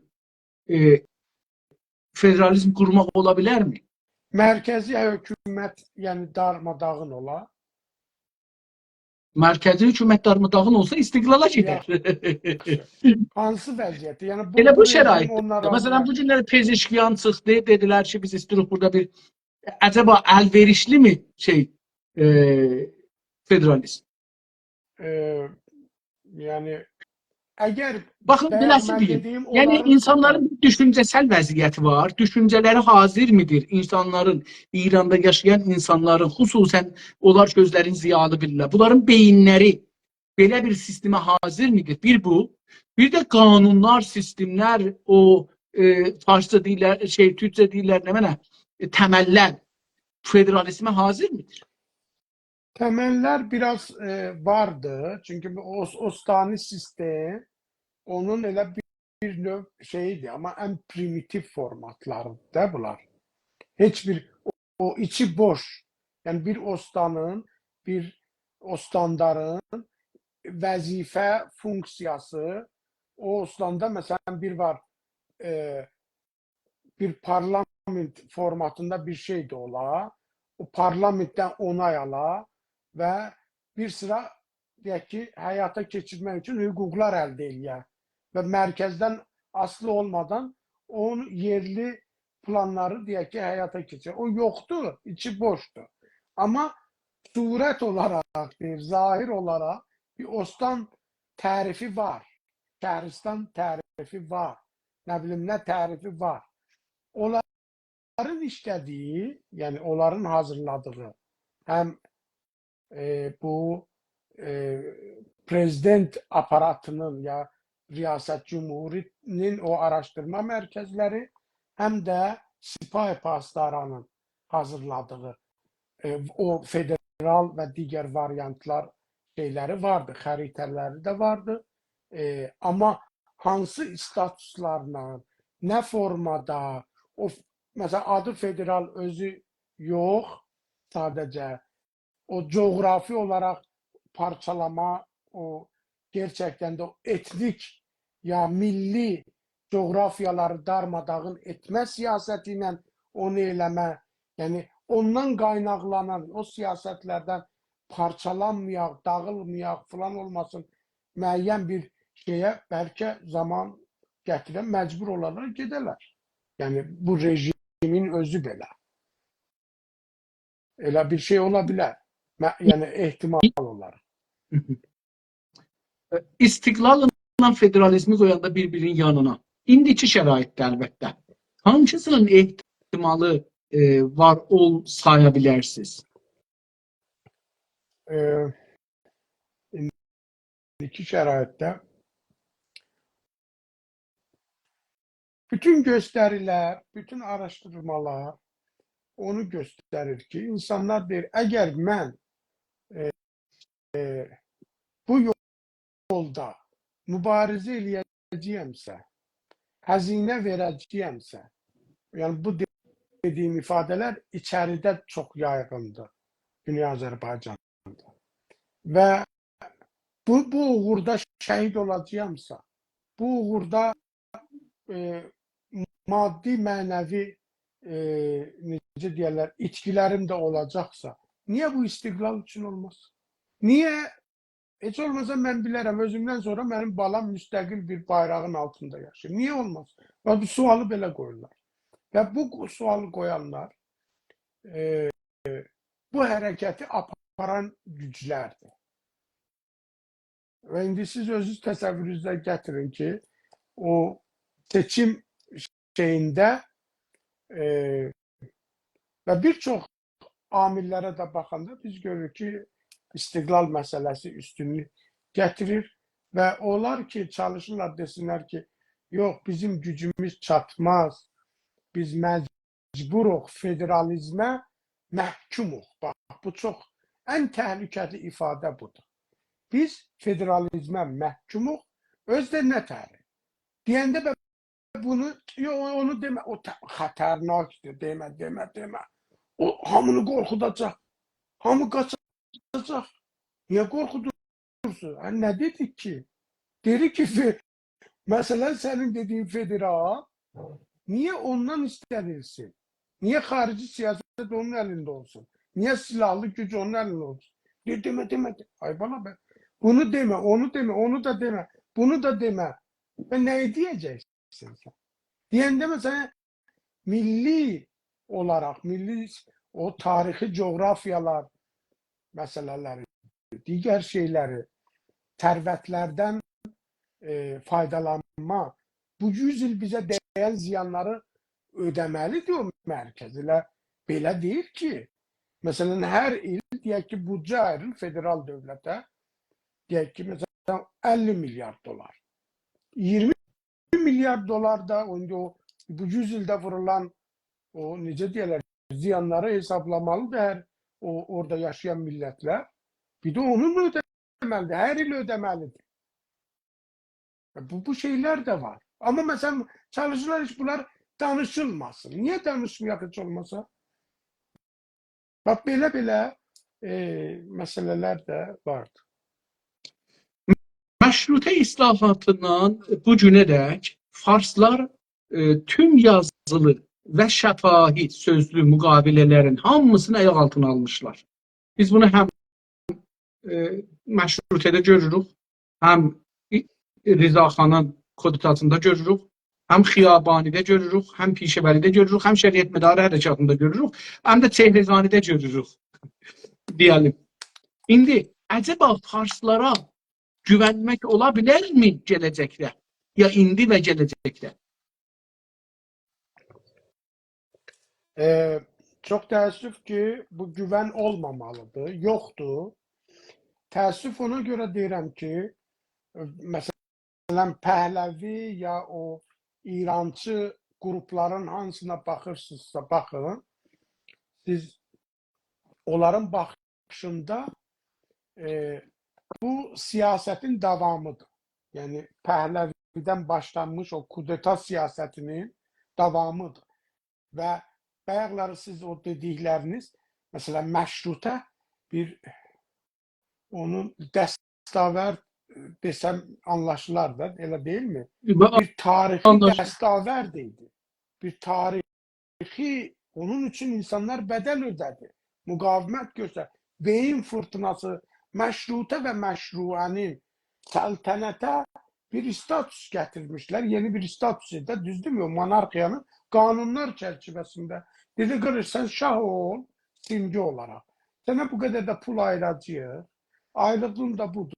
Mesela filan şey de budur. Ama kanunlara karışma. Parlamente karışma. Filan şeye karışma mesela. Bir süreciydi, gedirdi. Tabii ki mukavemetler var idi. Ayrı meseleler var idi. Ama onun bedeli gelip istenen bir Atotaranın onun əvəzlənməsi değildi. Sonra da inkar elədi. Sözümün canı bu ki, mən hesab edirəm ki, onlar heç bir kanunlara uymayacaqlar. Heç bir şəraitdə bir ortak plan üzerinde razılaşmayacaklar. Ve bu günləri Cumhur İslami'nin dediğim o siyasi merkezleri, mesela diye ki Pəhləvi dövründə belə idi. Pəhləvi düşünürdü ki, eğer kudretaya uğrasa Pəhləvi rejimi, eğer bir cenk olsa, savaş olsa, bu mecbur olsa ülkeni terk eləsə, eğer ülke işgal olsa, yeraltı yapılar necə işləməlidir? Yani Cenkay Çiriki formatında mesela planı var idi. Yerler yerləşdirilmiş. Mesela deyək ki, hansı ostanda, hansı şəhərdə, silahlar hansı meşədə yerləşdirilməlidir.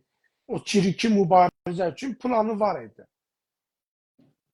Telefonların qoşul, o vaxtların imkanları da teknolojisi, xəbərləşmələr, kim bunlara ne deyirlər, başçılıq eləyəcək, kim gətirəcək ki, hamısını hazırlamışlar. Çox üzr istəyirəm.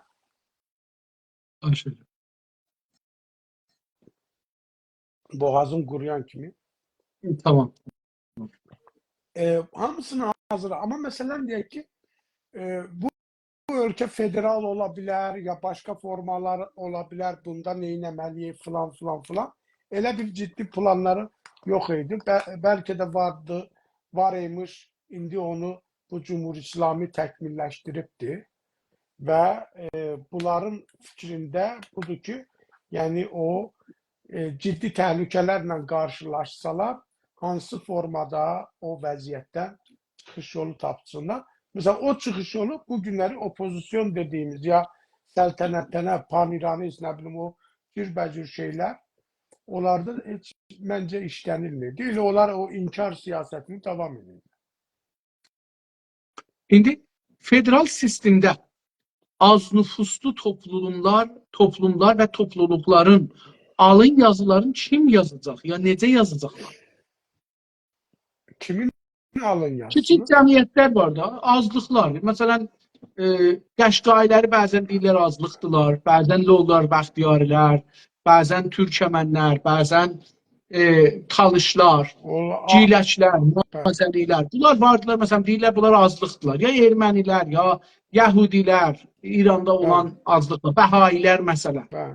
Yəni onlar məsələn etnik, dini azınlıqlar kimi hər halda tərif olunmalıdırlar. O tərif əsasında onların anayasada onların hüquqları belirlənməlidir, müəyyənləşməlidir. Ona uyğun olaraq onlar rəsmiyyətə tanınır və ona uyğun olaraq da onlara yəni bir status verilir və o status çərçivəsində onların bütün o həm vətəndaşlıq hüquqları, həm də o mənsub olduqları dini, etnik qrupa görə dini, hər halda kültürel bütün məsələlərində sərbəst olma məsələləri həll olunmalıdır. Yəni, birinci rəsmiyyətə tanınmalıdır, qanuniləşdirilməlidir və ona şərait yaradılmalıdır.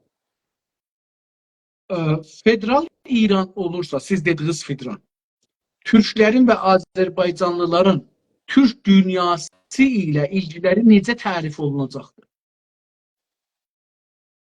Biz məsələn deyək ki, Güney Azərbaycanın yerləşdiyi coğrafiyası bu tərəfimiz Türkiyədir, bu tərəfdə Azərbaycandır və Azərbaycan da bizim özümüzdür. Və bu günləri biz deyirik, biz Azərbaycanın dəstəkçisi deyilik, biz Azərbaycanın özüyük. Elə deyilmi? Yəni bundan biz vaz keçə bilmərik ki, istənilən statusda olaq. Bu günləri işğal altındayıq. Bu günləri sıfır status. Dilimizi belə vermirlər. Kimliyimizin adını çəkəndəki haray mən Türkəm, min cür söz deyirlər. Onun üçün zindana atırlar bizi. Öz dilimizdə kitab çıxarırıq, kitab paylayırıq. Ona görə uşaqlarımıza o kitabda nağıl yazıb, nağıllarımızı, kültürümüzü çatdırır. Ona görə bizə zindan verirlər. İşdən azad edirlər. İşə qoymurlar. İşləməyə qoymurlar. Ev vermirlər, idarələrdən çıxardırlar. İstihdama ya işə alma sürəcində min cür əngəllər yaradırlar. Ona görə də yəni o vəziyyətdə olduğumuz halda biz Türkiyə və Azərbaycana yanaşmamız göz önündədir. İndi siz düşünün ki, bizim bir ciddi statusumuz da olur və o status əsasında hansı boyutda, hansı səviyyədə deyək ki, münasibətləri qura bilirsin. Güzel. Federal sistemdə farslardan hangi hüquqi, icrai təzminlər almaq olar ki, zorları çatan zaman yenidən federal sistemi dağıtmasınlar? Birincisi, mən onların təzminlərinə heç cür inanmıram. Təzmin hər şey bizim millətin öz əlində olmalı. Təzmini başqası sənə verə bilməz, sən özün quracaqsın. Ordu gərəkir o təzminə, ordunu quracaqsın. Ciddi mali qaynaqlar gərəkirsə, mali qaynaqları öz əlində olacaq. Silah gerekecekse silahını alacaksan. Xarici siyaset gerekecekse o təzmin üçün xarici siyaset sənin əlində olacaq. Sən eləyə bilməzsən ki, məsələn, Pişəvəri dövründə Pişəvərinin əgər şəraiti olsaydı, imkanları olsaydı, bir çox məsələn xarici görüşlər keçirə bilsəydi, xarici siyasət apara bilsəydi, eyni halda ki, bəzi işləri görürdü. Silah olaraq, maddi qaynaq olaraq zavodlarımız, fabriklərimiz işləsəydi, özümüz silah ürətsəydik, misal deyirəm də, bir sıra əlimizdə o təzminlər olsaydı, başımıza bu oyun gələ bilər miydi? Bəlkə gəlməzdi. Çünki Pəhləvi o rejimi o dövrdə Məmməd Rza Pəhləvi qorxağın biri idi. O Amerikanın, deyək ki, İngilisin gücü olmasaydı, onların o deyir zorlaması olmasaydı, o Azərbaycana bir addım da ata bilməzdi. Amma deməyim odur ki, onlardan hər hansı bir təzmin verərək ona güvənmək özü bir növ sadəlövhlük, belə yumuşaq desəm. Acaba federal sistemdə millətlərin haqqı olacaq qonşuları onların torpaqlarını işğal etməsin deyə silahlı orduları və gücləri olsun mu? Bəli, əlbəttə ki, təhdidlərin çözümünə də sizin imkanlarınız olmalı. Məsələn, baxın, mərkəzdədir. Biz hardan bilək ki, zamanında bu siyasətlər işlənilirdi? Məsələn, deyək ki, Məmməd Rza Pəhləvi, niyə mən o rejimdən, o birisi rejimdən misal çəkirəm? Məsələn, o yapılanma o vaxtları belə bir oyunları çevirir. Məsələn, İraq dövlətinə qarşı o vaxt ki, Səddamdan, səhv eləmirəmsə, Səddamdan öncəkinə deyəsən. Məsələn, Kürdləri silahlandırırdı, pul verirdi, amuzeş verirdi, onları gətirib yerləşdirirdi. Bütün şərait ki, gedin hücum edin, gedin oranı ota çəkin, gedin dağıdın, gedin şeydir. İndi də məsələn, Cumhur İslamı onun başqa modelini eləyir də, görürsünüz. Və onu həyata keçirmək üçün görün nələr eləmir. Onları məsələn silah qaçaqçılığında azad buraxıbdı. Onlara narkotik qaçaqçılığında azad buraxıb. Adam qaçaqçılığında azad buraxıb. Teröristləri gedir Türkiyədə terror işləri görür, gəlir sığınır genə İranada, Cumhur İslamiyə, Sipahi paslarını və məxfi edir. Məsələn, Türkiyə Müdafiə Nazirinin elə bu keçən bir neçə həftə öncə elan edir, deyir, dronlarla izləyirik, teröristlər gəlir, sərhəddi keçirir, təxribat törədir, qayıdır, hara getdiyini də İran adlanan ölkənin yetkililərinə deyir, inkar edirlər. Gözümün canı bu ki, biz hardan bilək ki, sabah o bizə təzmin dediyi şey və yaxud bizə təhdidləri o mərkəz özü ürətmir. Başqa bir oyunlar çevirir. Silahını bugünləri eləmirlər bizə. Kürdləri bizə qarşı, Kürt terror təşkilatlarını deyək, bizə qarşı belə şirdən canımıza, başımıza bəla eləməyə qalxan kimdir?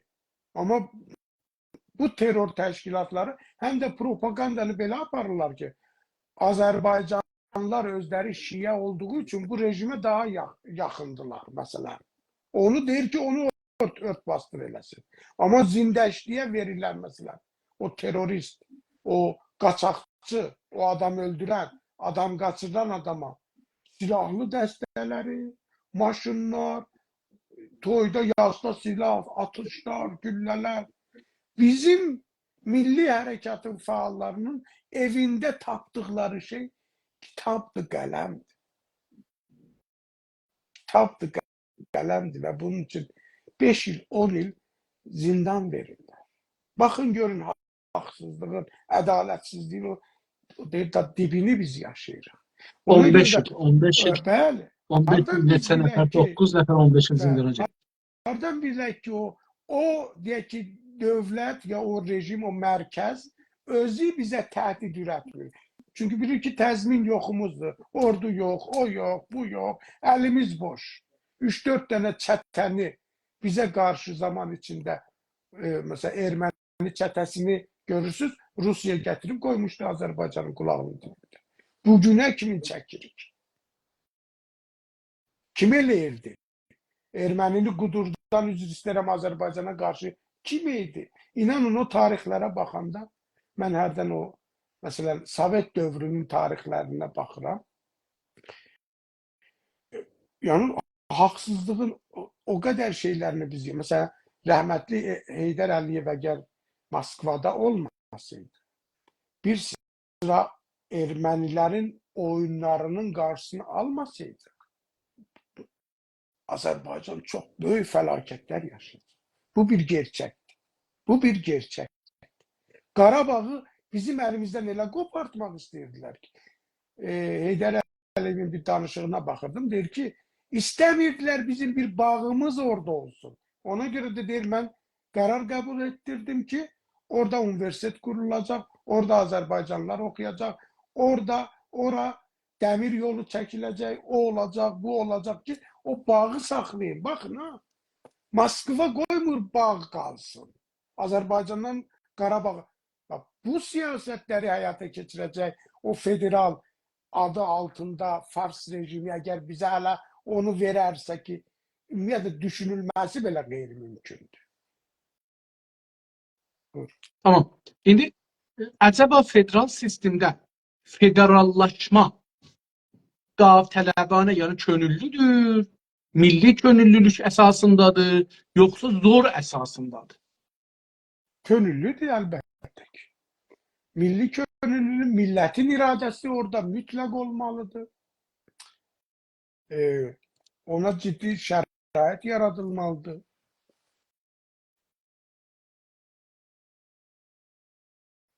Yəni elə belə boşuna birinin sifarişi ilə gəlin, dəyərləndirmə aparmaq lazımdır. Sən federal deyirsən, bəlkə heç federal deyil, mən istiqlal eləsəm qutarır iş. Sənə nə? Bəlkə o gəlib mənə yalvarır ayağımda. Bəzi bizimkiləri görürsünüz. Onun elçiliyini eləyir bizə qarşı. Onu qurtarmaq üçün çaba göstərir, nəinki bizi. Bizi qurbanlıq edir ki, o qutarsın. Bunun nə işin var? Nə işin var? Axı, sən niyə öz millətin taleyini aman da ona bir şey olar, yazıqdılar ya, onlar da bəssinə. Ayın, sənə nə? Sən öz millətinə niyə yanmırsan? Çox mu bu demokrasi özünə düşmən olmaqsa, lənət olsun belə demokrasi, belə demokrasi mi olur? Sən öz millətinə düşmənçilik eləyirsən demokrasi adı altında. Gedib başqasına nökərçilik eləyirsən, başqasının siyasətini gətirib mənə məşru eləmək üçün, legitim eləmək üçün dəridən qabıqdan çıxırsan, özünə demokrat deyirsən. Axı, bunun adı başqadır. Bunu da deyəndə, o davranışa ad verəndə bəziləri narahat olur.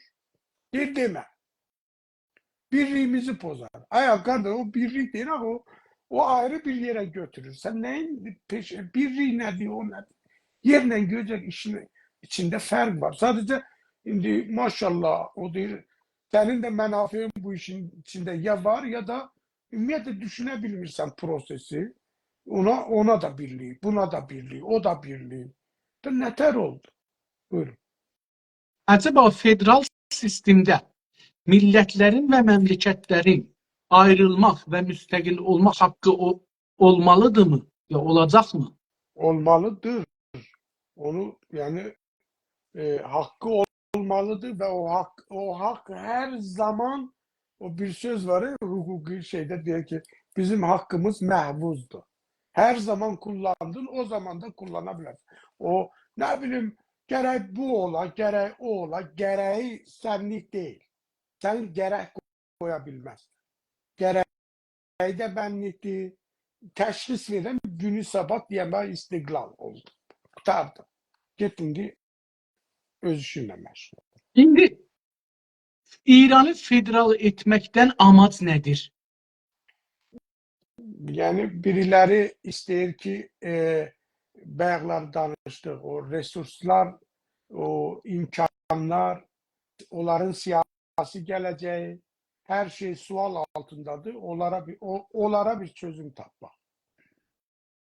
Yəni Onlara, farslara yoxsa İran, farslara. məsələn, millət? Yox, heç millətlərə çözüm tapmaq üçün ortaya. Əgər elə olsaydı, milli federalın statusu bu millətlərin iradəsi ilə belirlənməlidir. Onda niyə? Onda bu soru gəlir. Niyə millətlərin ziyalıları federalçıdırlar, İrancılar federalçı deyirlər? Elə ona görə də. Elə o sualı ona görə deyirəm də. Onlar onu eləmir, amma bunlar onların əvəzində onlara sərf eləmir birinci addımda federal. Amma bunlar həm də deyir ki, biz axıb belə bir vəziyyətdə sizi bununla qutara bilərik. Bunlar istəyirlər, onlara bir şey həm də dayasın. Onlar ümumiyyətlə qəbul eləmir. Və bayaqlar dedim, o nəxşələrində də, planlarında da, spy paslarının da planı, onların federalı hər zaman o hegemonini saxlamaq anlamında bir davranış biçimdə. Hətta mesela deyirlər ki, o ölkələr bizdən parçalansa, ayrılsa, mesela müstəqil 6 dövlət oldu. İran adlanan ülkenin siyasi. Biz deyir ne etmeliyik ki geopolitik olarak, iktisadi olarak, siyasi olarak, kültürel olarak nüfuzumuzu saklayalım. Mesela diyor ki Sovyetler Birliği dağıldı, Şuravi.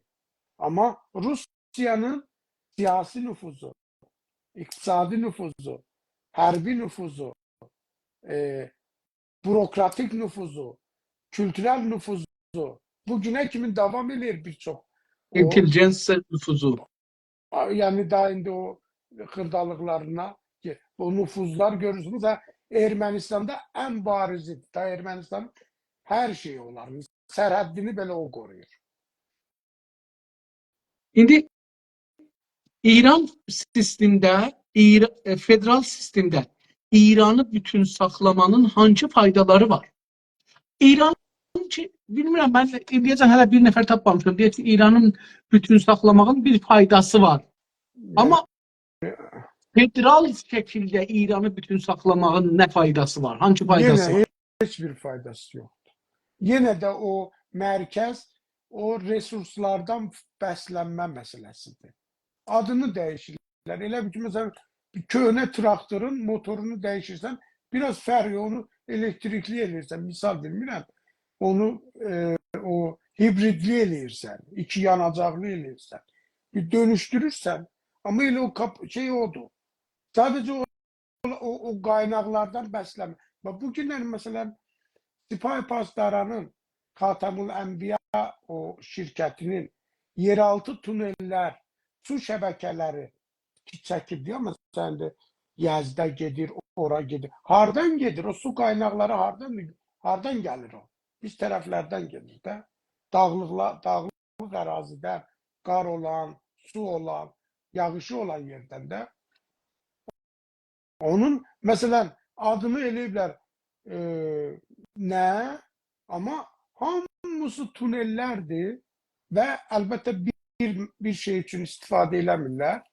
Mesela onun altında su keçirirlər, onun altından silahları keçirirlər, yeraltı o tunellerle. Mesela hatta bir sırası var o, mesela Urmu Gölü adıyla şeyleyirlər ya, mesela Irak tarafa giden, yani onları istəyirlər yeraltı eləsinlər. Suriyada mesela su projesi adı altında yeraltı tuneller gelirler. İsrail'e gider. Yani yerin üstünde olmasın o silah, raket, bu. Bir de o belə bir muşək daşıma işləri zadı da var. Ama lap belə deyək ki, mesela su məsələsi üçün tunel vurubsa, bu suyu hardan aparır? Demək ki, bizdə ona göre o su kesilmesin, o mis ora geçsin təzdən, o qızıllar geçsin, o mədənlər ora aparılsın və. Bu yəni onların federal anlayışında bəslənməni necə formasını dəyişir, amma bəslənmə davam eləsin. O nə deyirlər ona, qul deyəkmi, o nə demək o? O elə yesin, belə arınlasın. İndi bu sualı ayrı cür sorursam necə? Yəni faydası yoxdur buyurdunuz. Amma zərərləri nədir? Yəni bu sistemin federal sistemdə İranı bütün saxlamanın zərərləri nədir? Bütün saxlamanın zərərləri odur ki, yenə də o mərkəzi hakimiyyət davam eləyəcək. O sənə qısa bir, nə bilim, gedin öz məhəllənizdə məsələn məktəb açın, dərs oxuyun, bu qədər. Və yenə də sənin o hegemonisini kültürel, siyasi bayaq dediyimiz o iqtisadi hegemoniyasını sürdürəcək. O necə asimilasyon siyasətini ayrı-ayrı variantlara keçirəcək və sənin bütün qaynaqları təzədən öz əlində toplayacaq və yenə də o niqab dəyişəcək, üz dəyişdirəcək. Bölgesel necə? Bölgesel, indi Xavərmiyanə, Orta Doğu dediyimiz yerdə nə dəyişər, nə dəyişməz, xeyrinə, zərərinə nə olar? Xeyrinə, zərərinə nə olar? Federal İranın xeyrinə? Federal İranın xeyrinə, zərərinə nə olar? Yəni, əgər o gerçək bir federal quruluşdan danışırıqsa, ümumiyyətlə, bölgəyə nə olar, ya İrana nə olar, məsələn deyir. Mən çünki onu biraz... Xeyri zərəli də, indi bölgəyə, İrana bu cür, o yəni zərəli dəyər, xeyri dəyər, nə olar? Baxır şəraitə və baxır, məsələn, deyək ki, əgər bu rejim, deyək ki, istəyir onu qursun, bu rejim qursun. Məsələn, o hələ də deyir, müqavimət bayaq edamı yabət, görürsünüz də, elə nə olur olsun, acından ölür. Yenə deyir ki, müqavimət deyir, davam edəcək. Hizbullah'a yəni pul gedəcək, Hamas'a pul gedəcək, terrora pul gedəcək. Yəni biz o işdən əl çəkən deyilik. Əgər o siyasətlər yenə davam edəcək, təbii ki, onun ayrı-ayrı zərərli şeyləri çıxacaq. Çünki yenə o sərbazı səndən götürəcək, əskəri səndən götürəcək. Onun üçün daha çox səndən qaynaq alacaq. Yenə təhlükə mənbəyi olacaq. Sonra o təhlükəni bizlərə, o deyir, bizim boynumuza atacaqlar. Ayrı formada. Məsələn, bu günləri eləyirlər. Məsələn, təhdidlərini gəlib Azərbaycanda dünyanı təhdid edirlər. Yadınızda da Əhmədinəcad. Gəlirdi Təbrizdə, deyir, qətnamə, nə bilim, hər çəqəmə qətnamə bilir, nə bilim, nə. Onlar da yazırlar, Əhmədinəcad Təbrizdən dünyanı təhdid elədi. İsraili orada təhdid eləyirdi. Gidiniz Xarabanda deyir onu elə də. Gidiniz Simnanda hardandır o şey? Simnanlıdır Əhmədinəcad. Simnanlıdır. Gid oradan denə. Yer qəyətdir. Niyə gəlib Azərbaycanda deyirsən ona? Baxın ha, Azərbaycanın o siyasi, tarixsel siyasi gücünü o işin, o təhdidin supportu olarak koyur ortaya. Bizim bəzilər insanlarımız bunu düşünmür. Biz bilmirik ki o federal deyəndə nə formada istəyir, necə istəyir, nə istəyir və hansı təhdidlə yarada bilər məsələsi də var.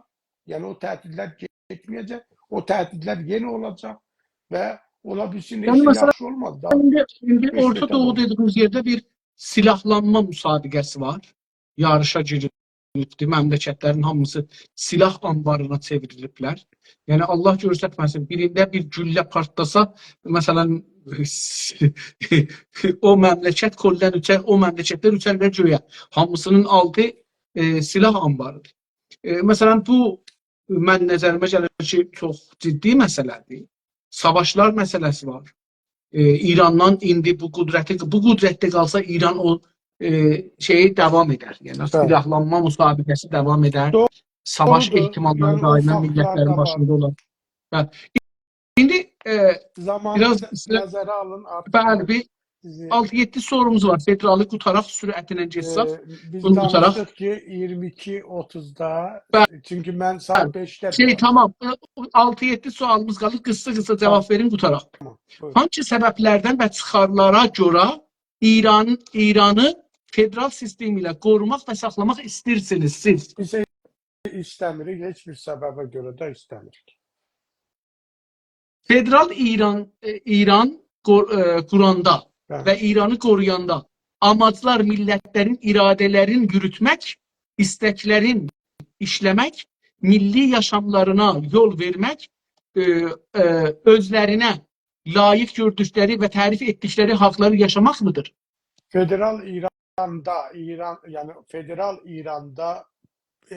bayaq dediyimiz o millətlərin istəkləri, milli iradəsi əsas məsələdir. Onlar belirləməlidir federalın o statusu, federal dövlətin statusunu millətlər özü belirləməlidir. Mərkəzin ümidinə, təzmininə filanla heç dəxli yoxdur. Bir də ki, o bölgesel siyasi, global proseslərin o deyir, şərtinə, şəraitinə görə onu millətlər müəyyənləşdirir. Yəni bu bir dayatma variantı olmamalıdır İranı qorumaq üçün. Tamam. Federal sistemin İranda qurulmasına yer və macal istiqlal ilə müqayisəsi nə qədərdir? Çox azdır. Çox az. Demək olar ki, sıfıra bərabər. Yəni istiqlal çoxdur. İstiqlal daha rahat əldə olunur. Çünki istiqlalın özünün mübarizəsi, müstəqil digər məsələləri var. O milli siyasi fəlsəfəsi var və s.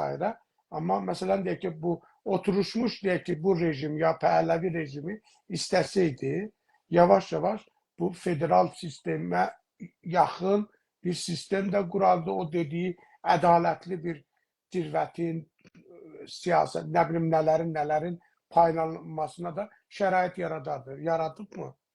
Yox. Sizcə hangi güclər federalizmlə müxalifdirlər? Düşüncələr, güclər. Fars mərkəzli, o mərkəziyyətçi güclər, o İrançı deyək ki, təfəkküründə alışıb yananlar, onlar müxalifdir tamamilə. Çünki bilirlər ki, məsələn, bundan sonra çox şeydə problemə düşə bilər. Ona görə də bir də ki, özlərinin o təsbit olunmuş vəziyyətlərindən hər zaman qorxu içindədir. Yəni, bu dəqiqəsi belə Cumhur İslami hər dəqiqə ağa təhdid təcziyə darim. Nə oldu? Sən ki, deyirsən, mən dünyaya meydan oxuyuram, ağzı açırsa birinə təcziyə tələb deyir. Sözdür. Baxın, onun qorxusudur. Qorxusunun ifadəsidir. O ittihamı, o şey. Ona görə də mən hesab edirəm ki, onlar deyirlər ki, hamısı mənim, hər şey mənim. Heç kimlə paylaşmaq istəmir. Federalizm bir siyasi, uluslararası və hüquqi bir milli hak mıdır, yoxsa bir idarə sistemi, seçimi və davtələbanədir? Davtələbanədir, bir haqdır, yəni öz müqəddəratı belirləmə olaraq, amma milli, könüllü və sənin istəyin əsasında olmalı. Dayatma ilə yəni o deyir, biri silah qoya başının üstünə ki, bu federalı bu formada qəbul eləmək zorundasın. Bir federal variantı da varsa, o sənin deyək ki, iradən orada təmsil olunmalıdır, milli iradə. İndi federalizmə yer olmazsa, ya federalizm mümkün olmazsa, istiqlala necə yanaşırsınız? İstiqlal bizim əsas hədəflərimizdən olmalıdır, haqqımızdır. Heç bir güc bu haqqı bizdən ala bilməz. Bu haqqı özünə bir təhdid hesab edə bilməz. Bu haqqı qeyri-demokratik, qeyri-insani göstərə bilməz. Bu haqqı aşırı radikal, nə bilim, nələr kimi ifadə eləyə bilməz. Bu her bir milletin istiklal hakkı var ve hesap ederim ki bu siyasi beyanatlarda da, siyasi düşüncelerde de bütün hem Fars merkezli gruplar hem gayri Fars milletlerinin o federal düşünen kesimleri bunu ifadelerinde de resmiyete tanımalıdılar ve bundan bir korku ünsürü yaratmamalıdılar. İstiklal diyende ay cemaat bakın görün üst düzene gelir yok. İstiklal bir haktı ve bir milletin iradesinin o müstakil devlet şeklinde ortaya çıkmasıdır. Bu da normaldir. Dünen diye ki bir neçə bundan 50 devlet, 60 devlet, şimdi 200'e yakın devlet var. Bu kadar yani. Siz bir Güney Azərbaycan Milli Azadlıq Cəbhəsi olaraq istiqlalçılara necə yanaşırsınız? Dost görürsünüz, düşmən görürsünüz, rəqib görürsünüz, nə görürsünüz? Öz harekatımızda olan ya başkalarının da ümumiyyətlə. İstiqlalçılara necə baxırsınız? Öz hərəkatımızda xüsusilə. Öz harekatımızda. Çünkü bazı istiklal adıyla, şuarıyla ayrı şeyler de eleyenler var. Yani biz bilmirik mesela onların əməlkərdinə baxmalıyıq. Ama öz içimizdeki istiklalçı güçlerle tabii ki birinci olarak bizim milletimizin balalarıdırlar, evlatlarıdırlar. Bizdendiler. Eyni hedef uğrunda savaşırıq. Cəbhədaşıq, fikirdaşıq, soydaşıq, qardaşıq. Vətənimizdə eynidir və yəni bu rəqib də Çox sağ görmürük, olun. başqa şey də görmürük. Çox sağ olun. Təşəkkür edirəm. Qutardıq. 2 bölüm qutardıq bu günləri. Saata 1 Təşəkkür bölüm. edirəm. Biraz uzun danışdıq bəzi yerlərdə. Mən Çox də girmədim ortaya. təəssüf, yəni o sizin sualınız təəssüf demeyeyim de ama sizin sualınız hem felsefedir, hem siyasidir, hem içtimaidir, hem kültürel ve ona cevap verende gerek deyir birçok meseleleri nəzərə alıb cevap verəsə ve hem de Doğrudur. kısa olmasını çalışanda o zeyn hem o deyir hesap kitap aparanda biraz Yox, bəzən misallara gedəndə uzun olur. Yoxsa onları mən çox istəyirəm. Əlbəttə, hər halda çox gözəl idi. Çox sağ olun. Təşəkkür edirəm. bəli, mən Bu təşəkkür günləri edirəm. də çox ədəbli, mərifətli, ərşanlı siyasi sözlərlə cavab verdiniz və milli ərdəmli unvanını qazandınız. Sağ olun. Təşəkkür Mən edirəm. Siz təşəkkür gedə edirəm. bilərsiniz istərsiniz. Sağ olun. Var Hər olun. Mən vaxtınız xeyirli olsun. dostlarla Sağ olun. son var olun, sağ olun. Sabahları axşam 9-da Təbriz Sağ vaxtı ilə görüşərəm. Oldu. Əziz və hörmətli dostlar, gecəniz xeyir olsun. Yavaş-yavaş qutardıq. Deməliyəm ki, Düşüncə Bağı proqramının aparıcısıyam mən və bu Düşüncə Bağına Güney Azərbaycan və İranda yaşayan türklərin siyasi partilərini dəvət eləmişik. Bunlardan Güney Azərbaycan İstiqlal Partisinin sözcüsü Salih bəy İldırım cənabları 11 cəlsədə cavab veribdi. 11 cəlsənin 10-unda milli ərdəmli, birində Günaz TV-nin adını çəkdiyi üçün bir nömrə aşağı alaraq məsələn 100 alacaqlı 99 alıbdı ya 75 alıbdı deyək. Olubdu milli ərdəmli. Mənfiyə keçmir. Da bilirsiniz, mənfi sıfırdan aşağı olur mənfi. Əjdər bəy Təqiyzadə cənabları Güney Azərbaycan Demokratik Türk Birliyi Təşkilatı Başkanı Cil təşkilatları gəlmədilər, söz vermişdilər.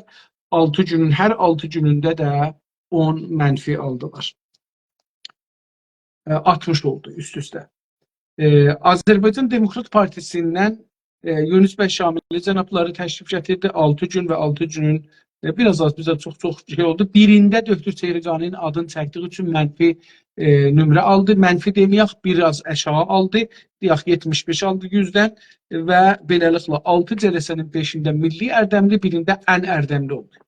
Eldar bəy Qaradağlı cənabları Güney Azərbaycan Milli Qurtuluş Təşkilatı tərəfindən hər 6 günün hər 6-sını gəldi, hər 6-sında da milli ərdəmli unvanını qazandı və bir-iki gün bundan öncə də dedi ki, qalan sorulara cavab verəcək. Amma Yunus bəy Şamili cənabları hələ feilən o sorular ki, %85'i qalır, cavab verməyibdir.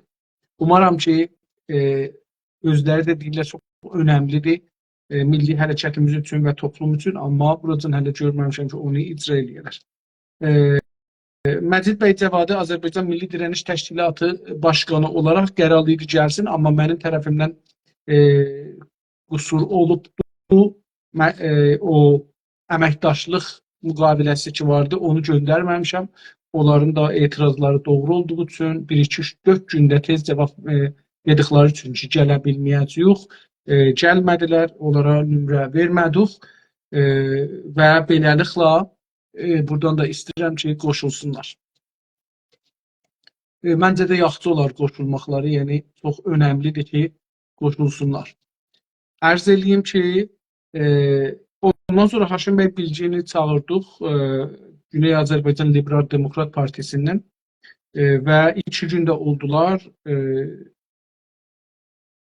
və birində aşağı, yəni Mahmud bəy Bilginə ad çəkdilər, onu tənqid elədilər. Oradan dolayı bir nömrə aşağı verdik, 75 demək olar. Ən ərdəmli və ikinci gündə milli ərdəmli verdik, amma sözümüz əvvəl gündən son gündən bir-birimizdən cür gəlmədi.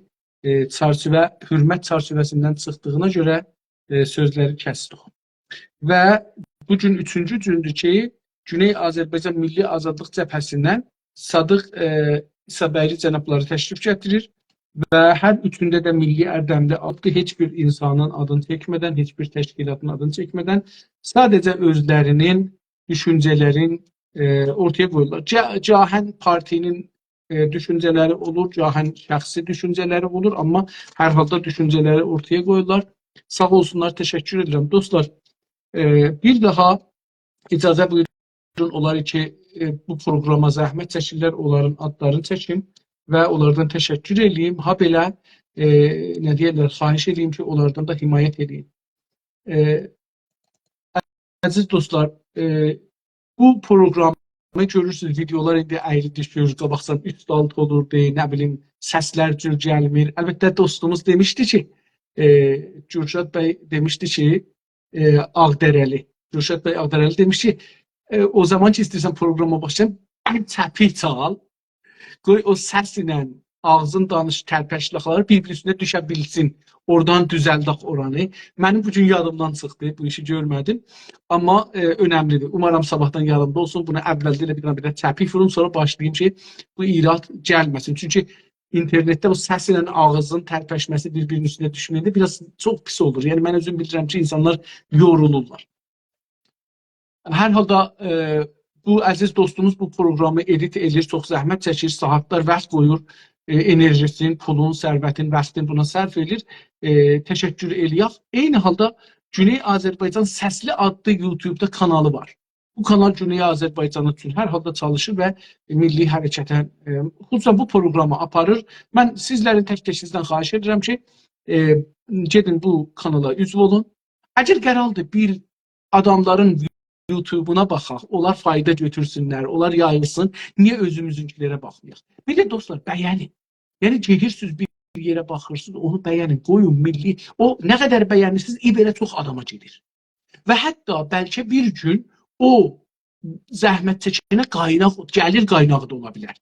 Biz xəsis olmamalıyıq ki, niyə məsələn onu qaynaq oradan gəlir, gəlsin ki, zəhmət çəkir, çox zəhmət çəkir, o zəhmətin qarşısını almalıdır. Mən indi burada məsələn zəhmət çəkirəm, bunun qarşısını almayayım. Məsələn, buna çox ağırdır. Mən burada 4 saat o adamlar təşrif gətirirlər, burada danışır. 4 saatı çox çətindir bir onu bəyənmək, bir altında bir şey yazmaq ki, ona da bir qaynaq olsun. Bunun üçün xahiş edirəm ki, Güney Azərbaycan Səsinə YouTube kanalında burada da görürsünüz ehtimalən, televizyondan da bunu görəcəksiniz. Üzv olun, subscribe edin. Qoyun güclənsin. Bizim milli hərəkətdə hər bir şəxsiyyətin, hər bir kanalın, hər bir web saytın güclənməsi milli hərəkətin güclənməsidir. Bu bir. İkinci bu ki, altında bir şey yazmaq, bir cümlə, bir nəqd, bir təklif, pişnihad, bir sağ ol, bir yorulma, onlara bir ürək dirək verir ki, çalışsınlar. Pul ki vermirik, lakin bir ürək dirəkmirik. Bir dəxi, məsələn, mən hər məqaləni oxurum, onun altında bir şey ya yazıram, ya da ki bir parmaq orada, bir qəlb orada, bir sağ ol orada, bir əl, ava çox yorulma, deyək bir-birimizə. Bir-birimizə ürək dirək olaq. Biz bir-birimizi görmədən tutmayaq. Həm oxuyaq, həm görməyək. Amma gedək oxuyaq. Baxın, öz adamlarımızı gedək oxuyaq, baxaq yazılarını. Hə, təbii ki, Cüney Azərbaycanda bir iddia adamlar var, məsxərə bir şeylər düzəldirlər. Onları mən demirəm. Mən əsas sifarişim yoxdur gedin onlara. Çünki onlar sadəcə İran sistemin beynimizə coşqla, söyüşlə, filanla soxurlar və bizi o kültürdə yaşamağa çalışırlar. Bir dənə gözəl məsəl var, onu mən deyim, bugün tez qutarmışıq, yəni mənim danışmağım tutdu. Bir dənə gözəl məsəl var, deyir ki, Doğuzla Doğuz yatdığı təvlədə güləşməyib. Çünki mən məsələn Doğuzla bu paltarla güləşsəm, Doğuz kef eləyəcək. Məni yıxsam da, yıxılsam da, orada onun təvləsində güləşirik, onun nəməsinə bulaşacaq. O kef eləyəcək, çünki o daimən orada yatır, orada bəslənir əslən. Məni ora çəkib salmaq özü ona bir zəfərdir. Bəzi bu coş kanalları, söyüş kanallarına gitməyin, dilit eləyin, şikayət eləyin. Bunlar sizi ki, şəxsiyyətiniz var, düşüncəz var, vətən dərdi var, millət dərdi var, bir beyniniz işləyir. Sizi istəyirlərsə şimdi salara Doğuzluğa ki, İranlılar bizə keçən yüzildə fərhəng eləməyə çalışırlar. Kültür eləməyə çalışırlar. Bizi istəyirlərsə çəkələr, biz də elə onlara bənziyək. Onlara tay o zibillikdə yataq, zibillərə bulanaq, təmiz paltardan çıxmayaq işiyə. Təmiz görünməyək, təmiz danışmayaq. Təmiz danışmaq özü bir insaniyyətin ən üstün yeridir. Ən üstün yeridir. Onun üçün dostlar, lütfən gəlin Güney Azərbaycanda milli hərəkət yolunda sevdiyimiz, sevmədiyimiz bir də insanlar var, sevmirik. Amma bir də insanlar da var, sevirik. Gəlin bunlardan himayət eləyək. Yəni, mənim müxaliflərim də var, düşüncələri məndən fərqlidir. Ya, müxalif deyirlər, hətta dostlarımdılar, düşüncələri məndən fərqlidir. Ya, bəziləri bir düşüncədə məndən fərqlidir. Məsələn, Pezeşkiyanın qəziyyəsində bizim içəridə bir də dostlarımız var ki, dünənəcən %100 də olmasa %99 bir-birimizə yaxın idik. İndi Pezeşkiyan məsələsində ayrılmışıq. Amma mən onu oxumayım, onu bəyənməyim, onu əgər ağlıma çatır ki, tamam bu məndən fərqli düşünür, amma siyasətdə fərqli yollarda açıq olmalıdır, niyə bunu paylaşmayayım ki?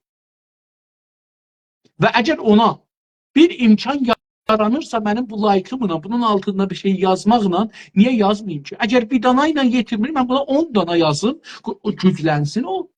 O səs bizim səsimiz olursa, fərqli səslər lazımdır. Demokrasiyada fərqli səs var. İllərdir bu ki, biz burada partiləri gətiririk. Bunun üçün hər parti bir fərqli düşüncədir, fərqli səsdir. O fərqlilikdən ötürü ayrılıqlar. Məsələn, 5 dənə istiqlalçı var. Niyə? Bu fərqliləri var bir-birlərində, düşüncə fərqliləri var, yol fərqliləri var. Bunları gətirəcəksən, örgüşəcəksən. Hamısı da bizə mühümmüdür. Hamısı da bizə mühümmüdür. Çünki sonunda bunlar istiqlalçıdırlar. Sonunda bunlar dövlət qurmaq istəyirlər. Sonunda bunlar hakimiyyət qurmaq istəyirlər. Sonunda bunlar dilimizi istəyirlər, vətənimizi qorumaq istəyirlər, bu yolda savaşmaq istəyirlər, canlarını vermək istəyirlər. Yəni biz bunları niyə himayət eləməyək ki? Məsələn, bir adam deyir, mən Azərbaycan və Türk yolunda canımı verməyə hazıram. Biz bunu niyə layık eləməyək? Buna 10 dana yazmayaq ki, bu güclənsin, bunun səsi çox adama yetişsin. Onun üçün, lütfən dostlar, Güney Azərbaycan Səsi kanalına da üzv olun. Çox zəhmət çəkir bu programa. O birisi dostlarımıza da əlbəttə. Mənim özüm də kanalım var. Hər kəs istərsə. Mən özümə bunu demirəm, gəlin həttmən üzv olun. Çünki mən gəlir olaraq ya şey olaraq bu cür düşünmürəm ki, insanlar çox gəlsinlər, görsünlər. Düşüncə əhalisi gəlib tapacaqdır. Düşüncə əhalisi olmayanda keçsinlər, çoxa baxsınlar. Mən belə düşünürəm. Amma vaqiyyətdir ki, bu yanlış işdir, yanlış düşüncədir. Biz gərək özümüzü, düşüncəmizi təbliğ edək. Çox adama yetişsin. Mənim düşüncəm yanlışdır. Dostların düşüncəsi düzdür. Əgər buradan bir mali qaynaq da gəlsə, məsələn, mən eşitdiyim, bilmirəm, deyirlər ki, məsələn, mən əlan bu video ki, biz düzəldirik, bu dostlar gətiririk, burada 4 saat danışırıq. Məsələn, bunu əgər 1000 nəfər görsə, mənə $5 pul verəcəkdir. Bir ayın içində görsələr. Bir ayın içində 1000 nəfər bunu görsə, mənə $5 pul verəcəkdir. Əgər buna 10.000 nəfər gəlsə, mənə $50 pul eləyəcəkdir. Amma, məsələn, bizim hərəkətdə belə bir adamlar var, məsələn 10.000 nəfər gələ baxa, ayın başı mənə bir $50 çıxar, mən $50 üçün dilənən bir adam deyiləm. $1000 üçün, $10.000 üçün də dilənən bir adam deyiləm. Heç kəs də bunu sizdən dilənmir. Amma gönlümüz istəyir ki, gələsiniz, baxasınız, yazasınız, görək ki, səsinizi eşitdiniz, səsinizi eşitdinizsə nə düşündünüz? Mənə bu mühüm. Mənə önəmli olan budur ki, siz bu videonu gördünüz, bu videodan sonra İnsaf Əli Hidayət sual soruşdu, bu partilərin nümayəndələri də cavab verdilər. Ələn, məsələn, biz buradan heç gələyim ki, 1, 2, 3, 4, 5, 6 30 desək, 180 saat, yaxın, beləsi bir şeydir, yəni, bərnamə düzətmişik. 180 saat. Lisans dövrəsi qədər, lisans dövrəsindən də bir çox burada bərnamə düzəlibdir. Neden mesela buna bir əllərini ağrımasın deməyək? Ya məsələn deməyək ki, hə, burada mən fərqli düşünürəm, fərqli görürəm, fərqli yolda ola bilər, ayrı yolda ola bilər. Bu adam dediği daha o birisindən yaxşıdır. Bu partinin düşüncəsi o birisi partidən yaxşıdır. Hidayət bu soru düz değildi, bu rəftarı düz değildi, bu adamla bu tür danışma düz değildi. Bunlar bizi gələcəkdə işlərimizi daha yaxşı aparmağa partilərin daha dərin düşünməsinə, daha fərqli düşünməsinə yardımcı olar. Niyə əl-ələ verməyək və bir-birimizin yüksəlməmizə səbəb olmayaq? Hər halda çox sağ olun dostlar, təşəkkür edirəm, var olun. Yarın axşambaşı saat Təbriz vaxtı ilə 9-da yenə də Sayın Sadıq İsabəyli cənabları ilə Güney Azərbaycan Milli Azadlıq Cəbhəsi tərəfindən xidmətinizdə olacağıq. İşiniz xeyrə qalsın. Görüşmək üzrə. Hələlik.